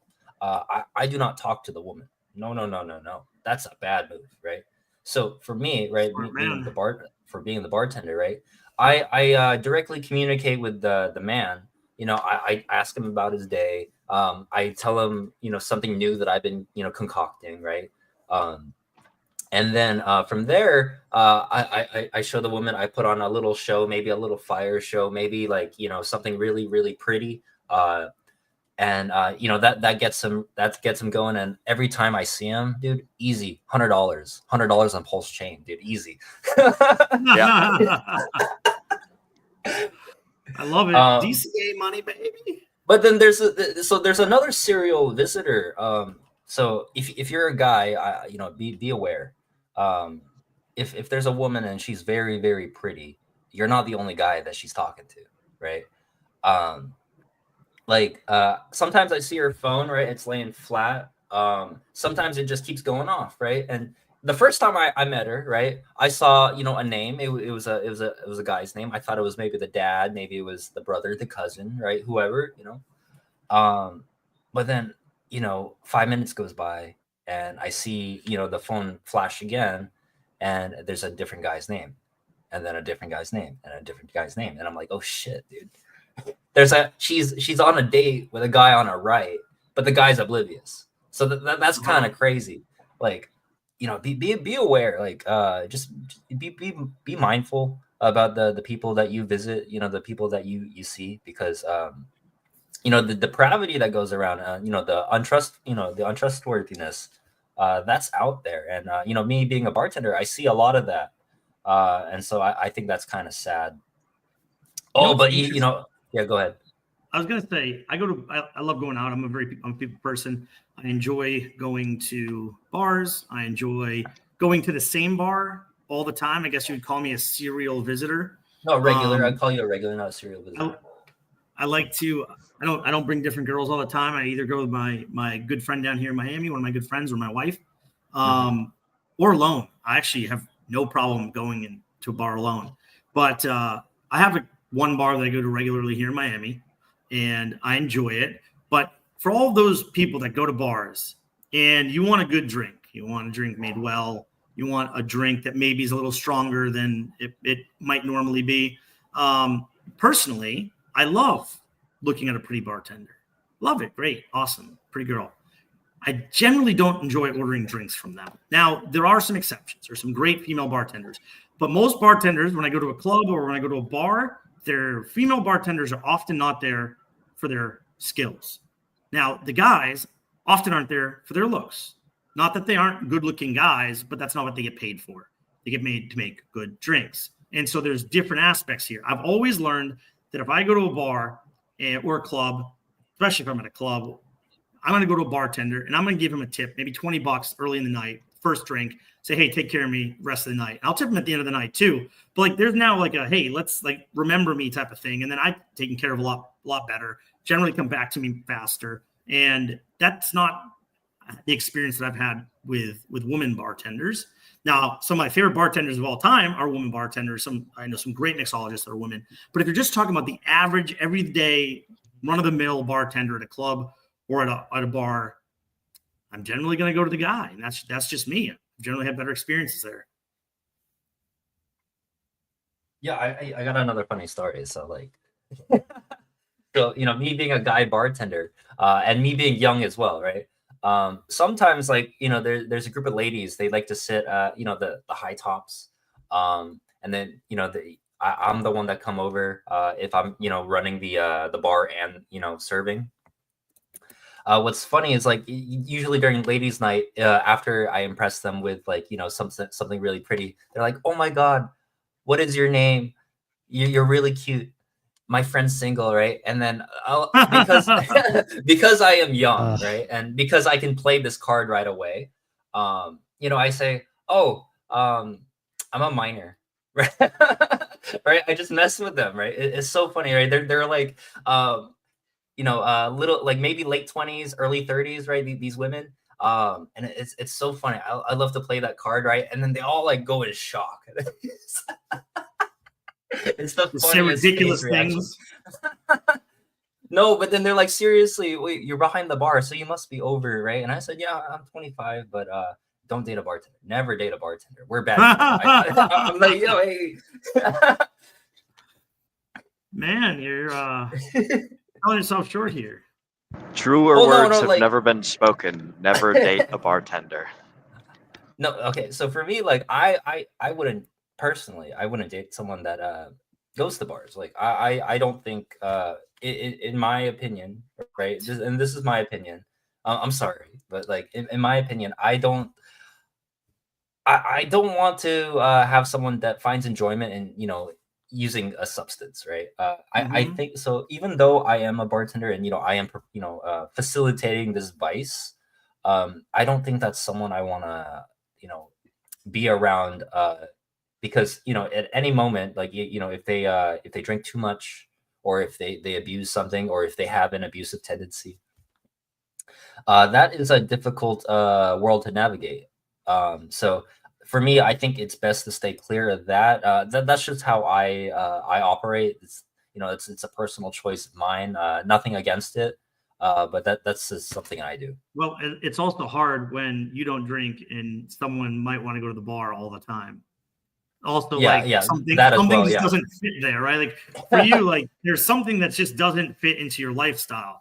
And me personally, I enjoy going to bars. I don't enjoy going out and getting hammered or getting drunk. That's not generally what my 20s was always that. but as I've gotten older, I enjoy going out for a few drinks, enjoy going out with friends, and I enjoy having a good time. For me, it's more just the atmosphere, the people. I work from home most of the time, so I need to be out and around people. So my wife gets home, it's good, and every once in a while, I'm like, let's go get a drink. She's like, no. And I call my best friend, and we go get a drink. You know what's funny is like, even though I am a bartender, like sometimes I feel out of place, right? I don't have the regular conversations that like other bartenders have, right? I'm not too much into sports at the moment. I haven't, I've been so busy and occupied that I haven't had the time to watch sports. So I'm kind of like in a losing battle, so to say, in terms of like me going to these places, because most bars, they have like those big TVs, right? Everyone's cheering, right? I'm like, I don't even know who's playing. That's the trouble I'm having. But that's just because life circumstance at the moment. But maybe that'll change. Do you ever talk? How often do you talk about crypto to people? You trying to change the world?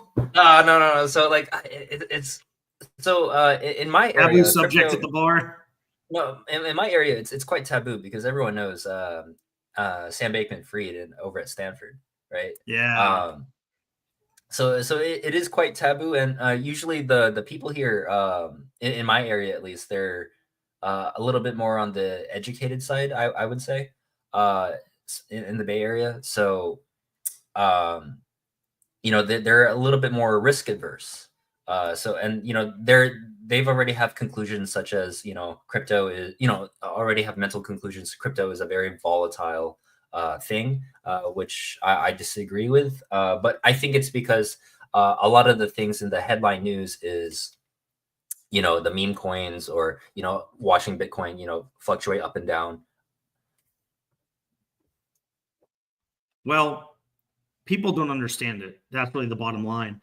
The interesting thing, it's either people don't understand it or they're TradFi and they don't want to understand it. I mean, Zenith, you and I kind of have a little bit of a TradFi background. It's kind of where we come from. So does Charlie, so does Miguel, so a lot of people in this space. So there are people that take the plunge from a TradFi space. But most of them, they don't want to get out of what they know. They don't want to get out of their comfort zone. And anytime that you want to just trap yourself inside a comfort zone, I think that you're losing the ability to grow to your potential. Doesn't mean you don't have growth. It just means that you can't grow to your potential. And so I just think a lot of people have this comfort zone, have this negative connotation of crypto because of headlines, because of media, because of all of these different things. And it's sad. And that's why I do what I do. I talk at colleges sometimes. I give talks at economic forums. And I really try to bring crypto to just the basic people, because I want to get more people into the space, because I do think it's game changing. I think it's the future.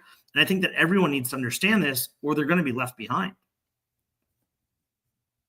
I think that makes perfect sense. When it comes to talking to the TradFi folks, there's kind of like two camps I've noticed, which is that there's folks that have really like tasted success in their investing journey with whatever tool they were using previously.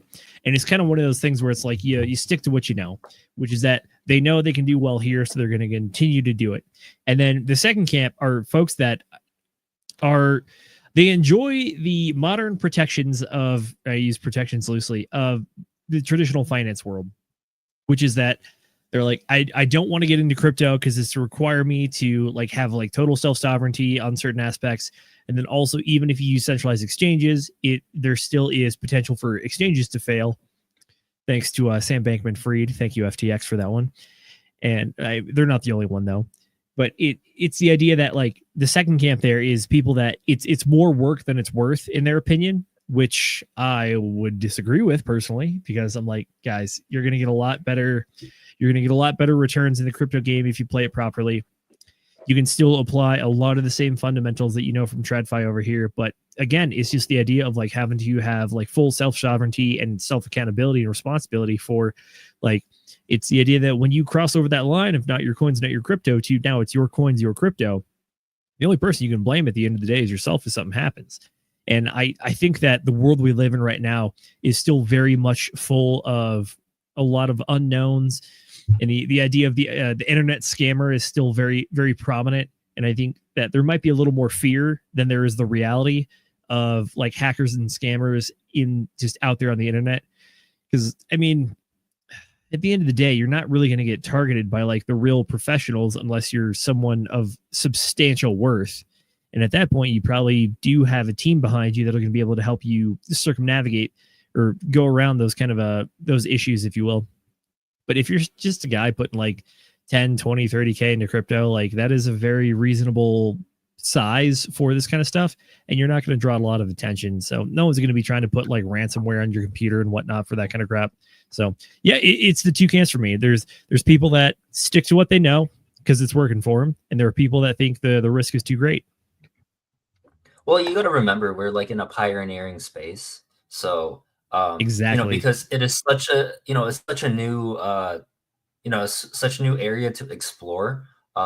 There's going to be a lot of people that just lose, right? Whether it be like, mistakes, mistakes that could be alleviated, right? Common errors. So it is a big learning curve, for me as well. Like, I'm still trying to, figure things out within the space, right? And as you guys are as well, no one's like highly literate in like, as someone in a traditional TradFi, because that space has been around for much longer. For us, we're all just trying to figure things out as we go. Definitely. I mean, it's always learning is what it is. And I think crypto is really a pinnacle of that, which is like the space moves so fast. I'm not saying you have to keep up with everything going on every day, but at the same point, the cycles change. If you try to apply what worked in older cycles, it may or may not work. But if you can at least do a little bit of research and keep up with it, you're going to be okay. Yeah, I'd also say that, when I used to play poker regularly, and Zenith, I think you play cards here and there. Every once in a while. I've been known to lose $1. There was a few years in my life where I played a lot of poker. I was playing high leverage games for a few times a week. And I really enjoyed playing Texas Hold'em. And I was decent. I was pretty good. I read a couple of books, had some people teach me type of things. But you know what really got me better at Texas Hold'em? Playing Omaha. Because Omaha, there's a lot more different combinations. It's still the same idea, right? Like it's poker, but there's way more combinations. It's way harder to calculate the math, the outs, the percentages of your hand to win. If your hand's even going to be 100% winner, if you hit the cards you need. So there's a lot more that goes into it. So I start playing Omaha. I go back to Texas Hold'em, and my level of understanding Texas Hold'em has like blossomed. Now I kind of find the same thing in coming from TradFi to crypto. There's a lot of nuance in crypto that isn't necessarily found in the same way in traditional finance. I go back to traditional finance and it's like, wow, this is so much simpler. And so I do understand that there is an aspect of nuance and challenge that comes into navigating the crypto space that is different from the traditional finance space. But to me, it's also, I like a challenge. To me, I do like that challenge. But also, it's hard for me to go back to the TradFi space now because it's almost like boring. Like, we're going on highs and lows here, baby. We're going on big swings. In traditional finance, a couple percentage points here, 10 percentage points there over a year. And that's kind of what you're working within. But for me, it's like that. It's certainly increased my knowledge and my well-roundedness when it comes to finance in general, just because of the deep nuance that crypto takes. I would agree with you. I think you and I both started off in the traditional finance space and then transitioned to crypto, and we still dabble in the traditional finance space. And it's like, once you've tried to learn how to operate in the crypto world, it moves a lot faster. It's a lot more volatile. And it's the only way you're going to see the similar kind of performance out of stuff is if you really go to like low market stocks. And at that point, that's almost just the stock market equivalent of just meme coins at that point. So there are a lot of fundamentals in traditional finance investing, and especially like day trading and stuff. And I was doing option stuff as well. So looking at that kind of stuff and then coming over to crypto is like, I'm here because it is a volatile asset and I want to experience the highs. I understand there are going to be lows, but research and experience will help you navigate those and try to avoid those pitfalls. And then when you go back to the traditional finance space, it does seem a lot simpler and a lot slower. Granted, the whole point of the stock market is supposed to be steady, because if you have a highly volatile stock market, I don't think that's a great indicator for an economy, so to speak. But At the same time, though, I think that there's a good amount of people in crypto that have come over because they were looking at the charts at TradFi, they were looking at the charts at crypto, and they said, one of these charts I could probably make a lot more money on, and the fundamentals largely apply. So why not make the leap? Why not make the transition? I will say one thing. The one thing that's challenging in the transition is the heart and the mind. Because of the volatility, it takes a unique person to, and look, it took me a long time to kind of get my emotions out of the game. You know, it's hard to see those swings. And I have friends that invest in crypto and they really struggle with the mental aspect of it. And so I do think that there are some people that just don't have the mental wherewithal to be able to be in a volatile space like crypto. When we say volatile, we're talking short term. We're not talking long-term volatility. We're talking the day-to-day, week-to-week, month-to-month. Like Jonathan said, I don't think long-term Bitcoin is volatile. It's up and to the right. And that's the case with crypto in general. You're just looking at a market cap standpoint, not talking about any other specific coins. And so I do think that people do struggle to separate the day-to-day volatility from the long-term investment standpoint, which is weird because most people in traditional finance have a 3, 5, and 10-year outlook. So why are they getting wrapped up in a 1 to 3 month, volatility that they're worried about? So right? I think Go for it, Jonathan. I think it's being a novice investor myself, right? So it's a perspective thing, right? So if someone had $1,000 to play with, right, and then as soon as they buy, right, because they have full agency of the coin, right? So if they put $1,000, let's say Bitcoin, right? They put $1,000 into Bitcoin, right? They see the $1,000 for the first 5 seconds, and then the market updates, right? All of a sudden they're down $50, right? They have 950 now, right? And then all of a sudden it's back to 900, and then back to 925. It fluctuates like that. For them, seeing their $1,000 not be $1,000, I think that hurts them. So that immediate, because they have full agency, right, and they see things happen in real time because crypto is real time, right? There's no the stock market open day and then it closes for the night. No, it's 100% real time. And so for them to see that, I think that's the thing that agitates them, right? That's what gets them up at night. Because when I first invested my first $1,000, right, I'm checking Coinbase every 2 seconds. I'm in class, I'm studying, right, and then oh shit, I don't care what the professor's saying. Where's my $1,000? Oh shit, dude, I'm up $10. Hell yeah! And then all of a sudden, the class goes on, and then I'm down 50. I'm like, bullshit, dude. That's the feeling I'm getting. Agreed. I mean, Brendan, you hit it on the head there, which is it's a lot of emotions management, especially because it is a volatile asset. In any given day, Bitcoin could be up 2-3% or down 2 and 3% on any given day. And that's normal market movement, honestly. When it comes to traditional finance, especially if you're just an S&P 500 investor, those are big days either direction. And God forbid it hits double digits. That's something astronomical. If anything, it really only happens towards the downside where you see those kind of days. And those are those massive panic days where everybody and their mother is trying to yell at Jerome Powell and saying, reduce the rates now, the market's going down. It's Jerome's not going to care. But when it comes to the crypto stuff, it's yeah, if you're constantly watching it, then, and you're emotionally tied to it too. Oh yeah, you're going to feel it for sure. I think it's a bit of a first step that everybody takes. I mean, hell, I took it myself. Back, 2020, I think I was still doing a lot of just stocks and options trading. And then I saw the crypto stuff going on. I was like, all right, I guess I can buy Ethereum on some of these online portals. I'll go do some of that. And then I bought it at 1900, watch it drop to 1600 in a matter of a week. And then I was freaking out. I was like, oh my gosh, what is going on here? This is it's a 15% loss. What am I doing? And then I waited for it to get back to 1900. And then I was like, all right, I got to get out. I don't know what I'm doing. And then I watched it go on the bull market run all the way up to 40, 42 and change or something.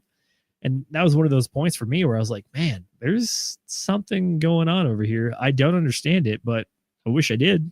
And now I think I do. I think you do a good job. Much appreciated, sir. Your analysis is great. And for me, I won't say I jumped into the deep end in crypto a little too much, too quickly.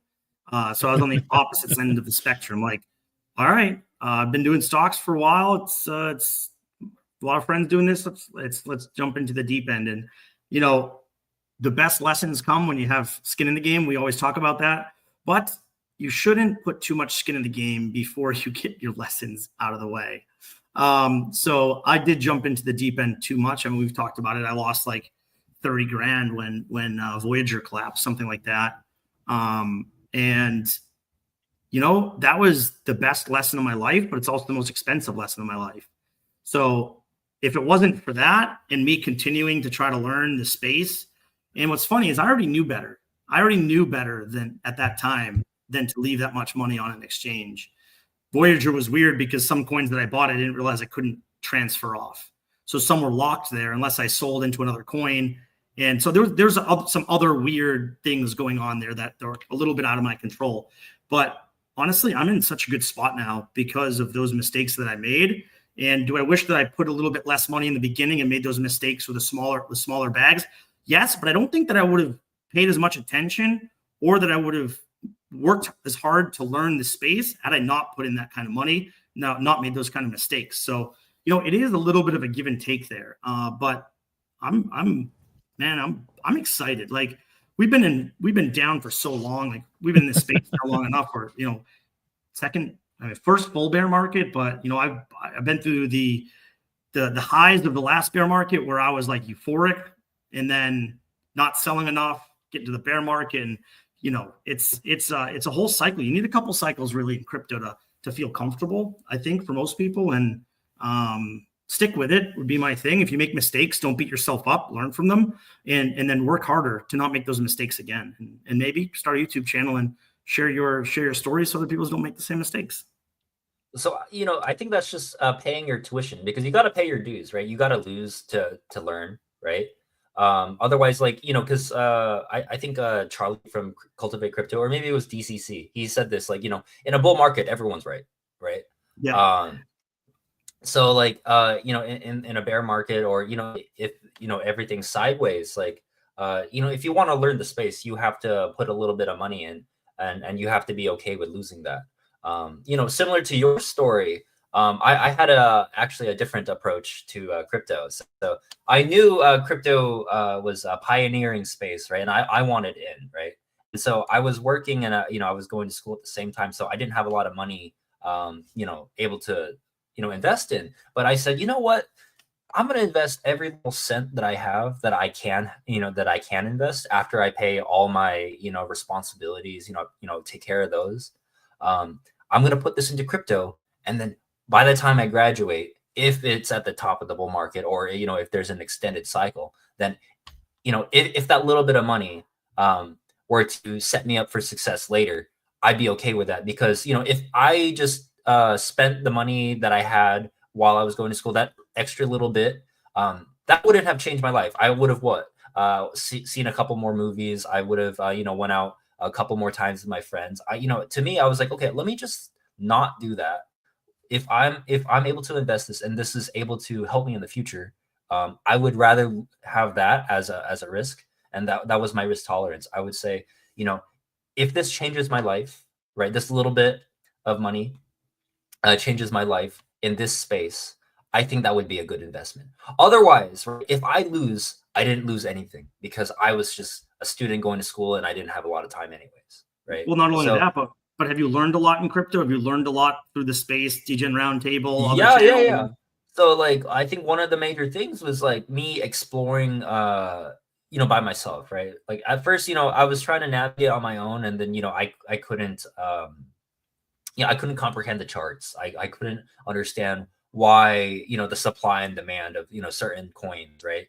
I didn't understand what, you know, made coins pump, right? So I think one of the, you know, another thing that throws people off is like a lot, you know, many people, right? Because it is a service, they charge to teach, right? But the thing is, like, people are scared to, you know, pick a class, or, you know, pick someone that, you know, teaches crypto, because there's no way to determine how reliable this person is, right? There's no way to say, like, just because he's successful one time means he's able to teach someone something, right?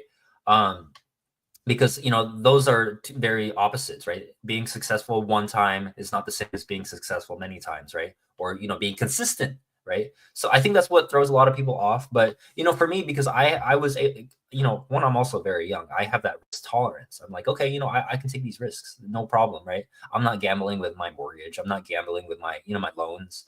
I'm like, okay, I have the time to play with this, right? And if I lose, then lesson learned. But if I win, then lesson learned as well, right? So to me, I didn't see it as a loss. I saw it as an opportunity to get into something in a pioneering space. You're developing skills and learning either way. So if that money is just a learning experience, it's a learning experience.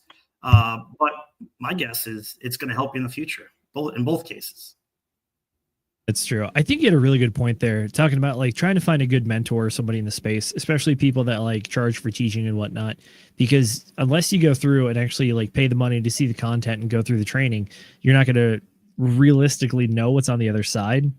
And I think that the crypto space really suffers from getting two bad raps kind of stacking on top of each other. Number one is I think there's still a lot of fear and uncertainty and doubt, the classic FUD by the crypto space and all the what's Gary Gensler's line, the fraudsters, hucksters, and scammers. And then on top of that, we're in the digital age right now where sometimes feel like everybody's trying to sell a course about anything. Like, shoot, the other day I watched a video about a guy that took the ninja course on how to be a streamer. And he was like, yeah, this is terrible. And I paid money for it. It's like, that's the fear, is that you're going to just buy just crap. So I think I was talking to Charlie about this the other day. He was like, yeah, dude, to him, he's one of the biggest players in the space when it comes to like teaching people how to onboard on the crypto, Cultivate Crypto, by the way, running the crypto mindset course. I'm pretty sure all of us here have taken it. So multiple times probably too, because it's good stuff. But he was telling me, he's like, yeah, it just feels like the space is wide open right now. I don't know why more people aren't doing it. It's like, I understand the sentiment, but at the same time, I also understand why people are very anxious or nervous or doubtful about getting into this kind of stuff from both the customer and the producer's standpoint.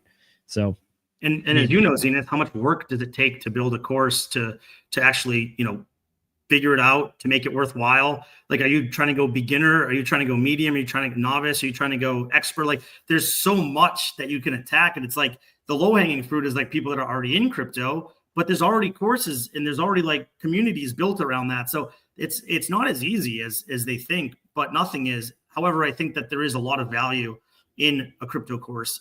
And I do think that there are crypto courses that are missing the boat. Like, I think there's stuff that hasn't been done yet that can help people that are not in the space. Well, I think a lot of crypto courses age like milk as well, right? So, the information that was relevant last week, it might not be relevant tomorrow, right? Because like the fundamentals of coins can change, right? People have, backdoor keys, right? They can modify the code, right? Other times, right? There's new protocols that would just completely change the game, right? If Ethereum branches out to do something, people don't like, Ethereum will just crash and die, right? So there are things that, that I think that's one of the things that is difficult for people to onboard as well. It's like, if you pick up a course and then it's outdated, you just lost twice, right?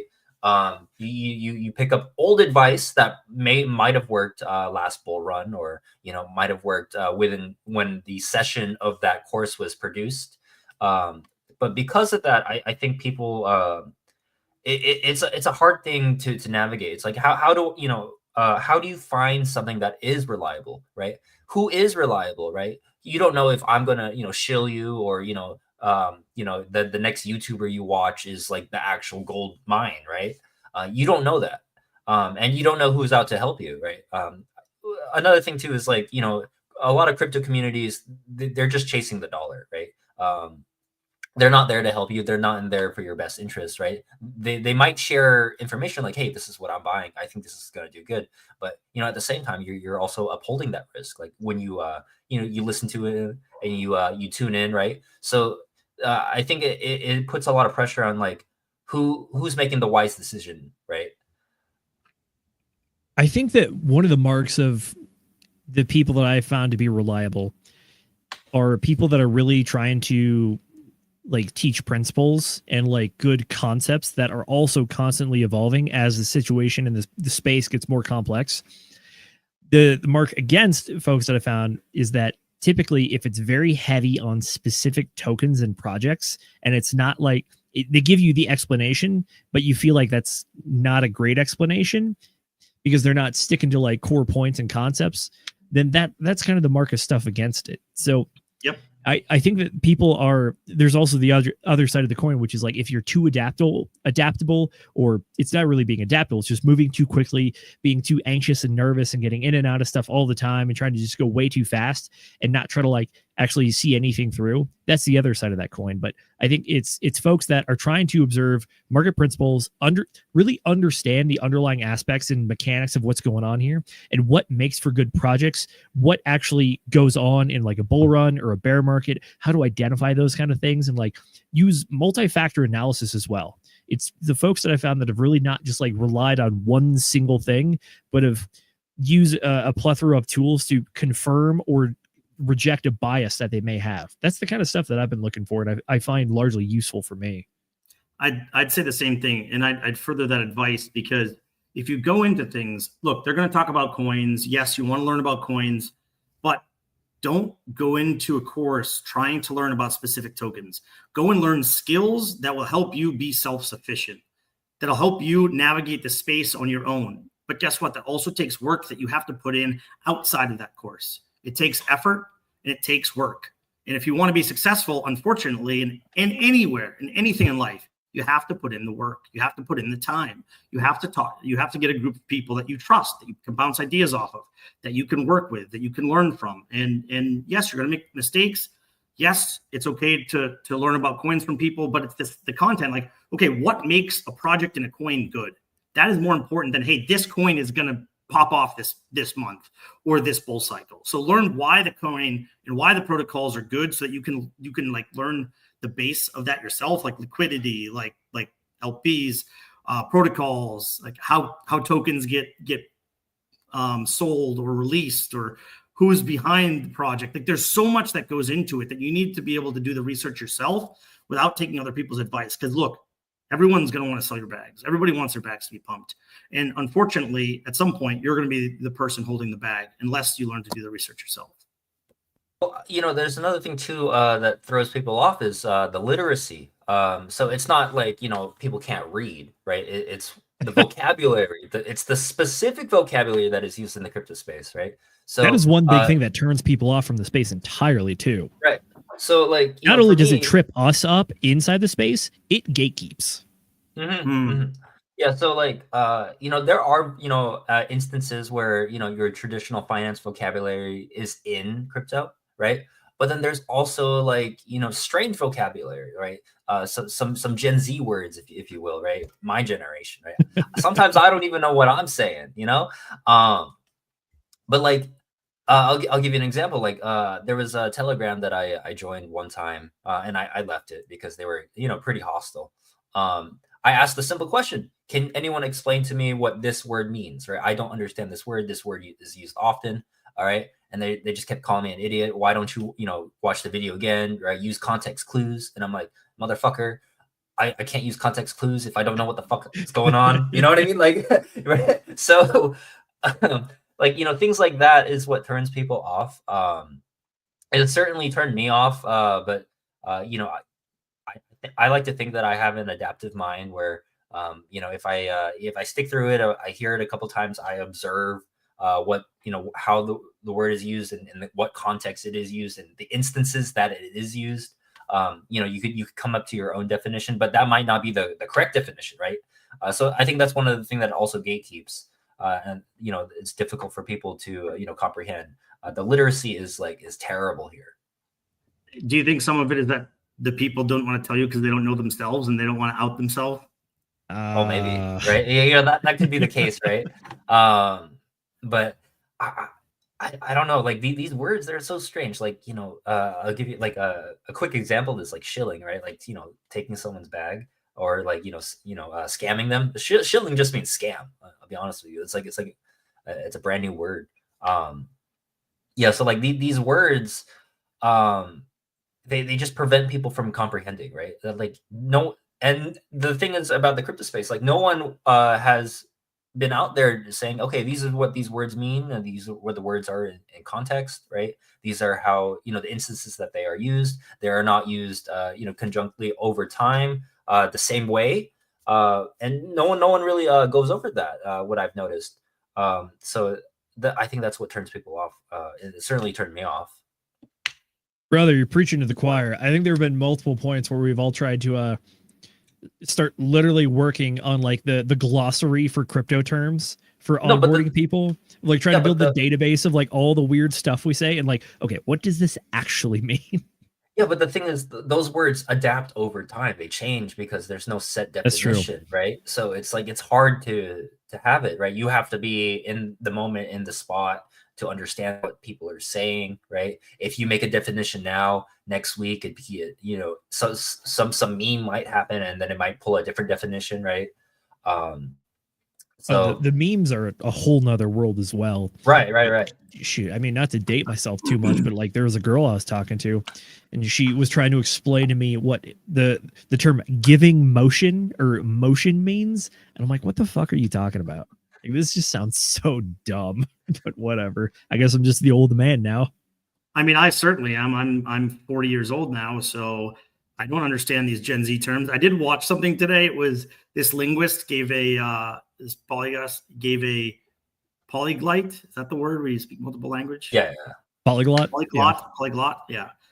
He gave a speech at a high school for like a high school linguist course or whatever, and he gave the speech in Gen Z talk. He's like, I had to study this Gen Z language on TikTok for a month for me to even be able to understand the words to give this talk. But it was very interesting. It was very interesting just because I don't even know half the words. Like, I have some nephews and some nieces, and like, it's like I do hear some of it, but I'm so behind. And you know, even that's evolving constantly. There's always new words, and it's like, geez, I mean, I don't feel old, but I certainly don't understand the current language. You know where those words come from? They come from those you know, those famous live streamers, right? They say some funny you know, funny jumble of words, and then that's the word that defines whatever action happened. Yeah. And it might just be them messing up speaking because they speak for like 5 hours at a time, right? But it catches on. Yeah. It's true. It's true. Jonathan, I guess a question for you here. Yeah. What other stuff do you think really is hard to understand inside of the space, or maybe even keeps people outside of the space? We talked about language. We talked about the self-sovereignty stuff. Is there anything else that you really think just turns people off from getting in? Well, can I have a minute to think? Absolutely. I would say. I was gonna say I do have a little. No, go ahead, Tim. I was gonna say I mentioned the meme stuff earlier. I think it was Miguel Dollar Crypto that said like people trying to understand the meme space inside of crypto is very difficult because it has its own unique flavor to it, which is like a weird degree of like nihilism and cynicism, but also at the same time like optimism for just like moonshots. So it's like this weird dichotomy of like people are saying everything is fucked at this, and at the same time they're like, oh yeah, but like Dogecoin go to like $1 million or something. But actually, that was exactly what I was going to bring up. I think that's one of the things that turns people off as well is memes. Like you think about like we've taken the early crypto mindset courses when people were able to just like stream memes before a stream started, and it's like naked women, it's like crazy weird memes. It's like, you know, things that if you're older, maybe if you're a woman, maybe if you're really just there to try to learn and not try to get into this, like, I guess they could see it as childish, you know, it's going to turn off people, I think, that are above a certain age and of a certain sex. And, you know, we try to keep our chat, you know, a little bit more neutral, but, you know, even there, we do have a separate NSF channel, so you can mute that if you want. There's some crazy memes that go in there. But our main channel, we try to keep pretty neutral. We try to keep it pretty, you know, ready for everybody. Yeah, there's swearing in there. There's some things. You get some random talk. But I think overall it's an inviting chat. And I think that is not every crypto community. And I think that's tough in this space. So I do have an answer for you. what turns people off, in addition to the things that we've spoken about, is this actually ruins lives. So, for example, right, it could make a life better, right? But people like to see winners, and that's what people mostly project, right? Whoever won in the space, right? People that make money, right? But then there's also instances where a friend of a friend, or your late cousin or something, right? He lost money, she lost money, right? And then now everyone in the family or in that local circle is like, oh shit, crypto's such a bad space, And then another thing too, it's like if I like crypto, right, and I say to my friend, hey, I want to join, I want you to onboard with me so that we both go into crypto, right? And then we have the potential to be successful together. And let's say your friend puts in a little bit more money than he can manage, right?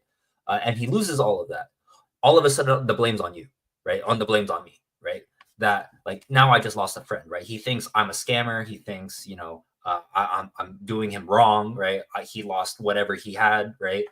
So I think that's what turns people off. It's like also being afraid to look like the villain, right? I think that's another main thing that people don't really think about, especially like if let's say I was doing well, right, and I showed people that I was doing well, and then I make that one bad move, right? All of a sudden, everything that I've done good is no longer good. Everything is like, oh, that one bad time makes me a bad person, right? So I think that's another thing too, right? People are afraid. I would agree with you. I've heard a number of stories from people I've talked to about crypto.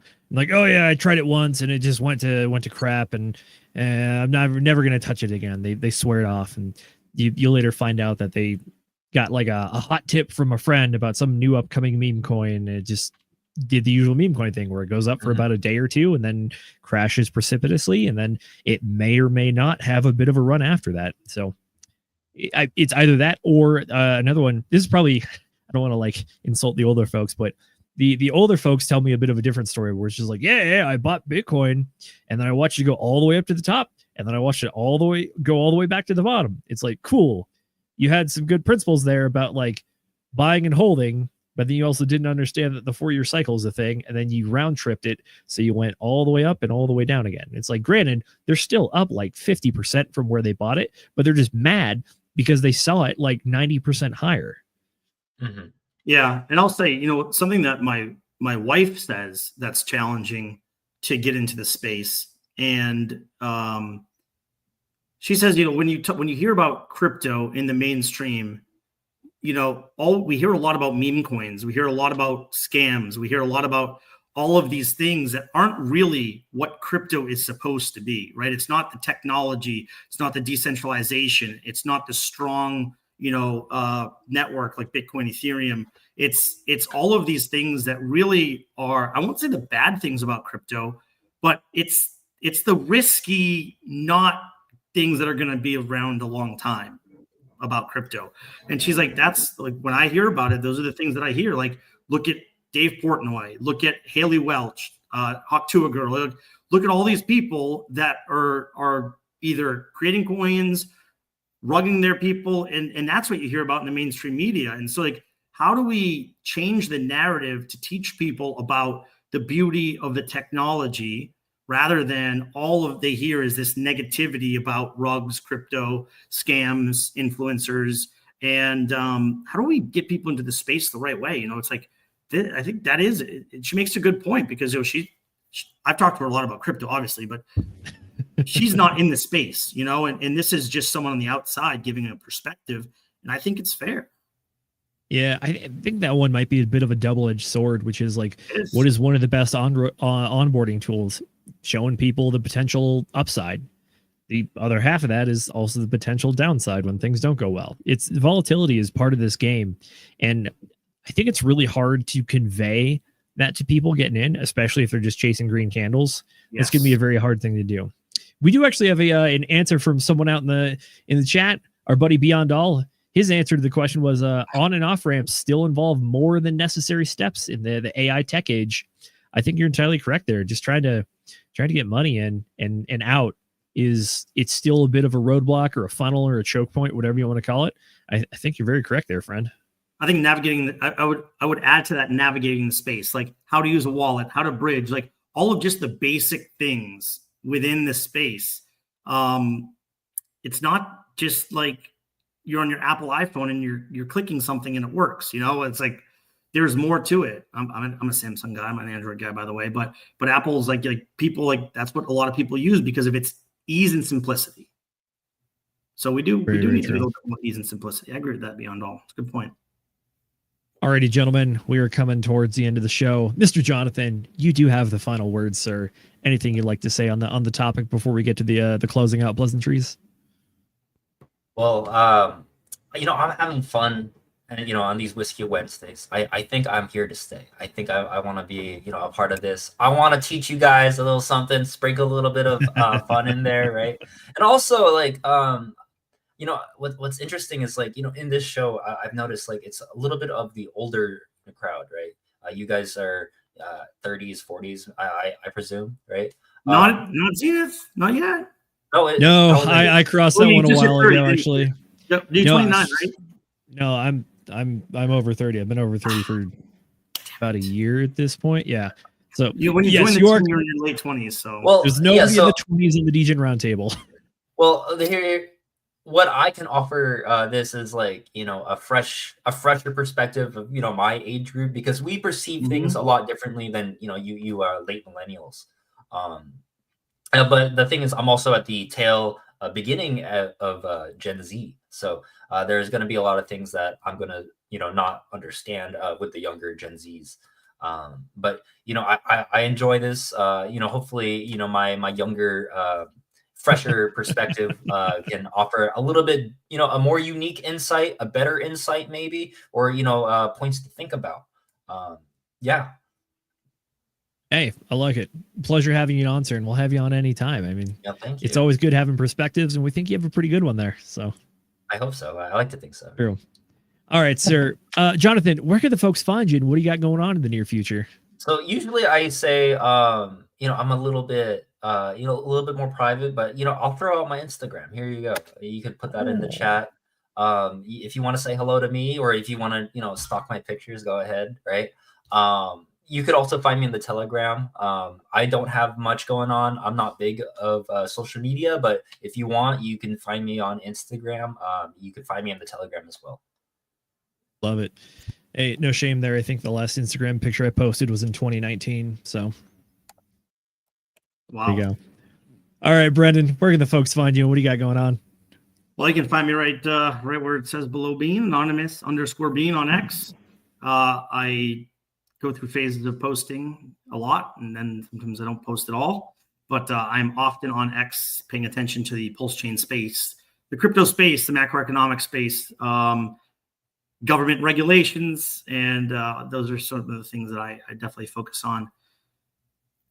Happy to be here. It's been a while since I've been on. I feel like I've been on once every other week, which is just a shame. But a lot of changes in my life going on, and once I get moved later this summer, I'll be a little bit more, I think, a little bit more standard schedule, so I can get back to it more regularly. But I'm always excited when I can be here, and appreciate the boys holding it down when I'm not here. Jonathan, it was a pleasure talking with you.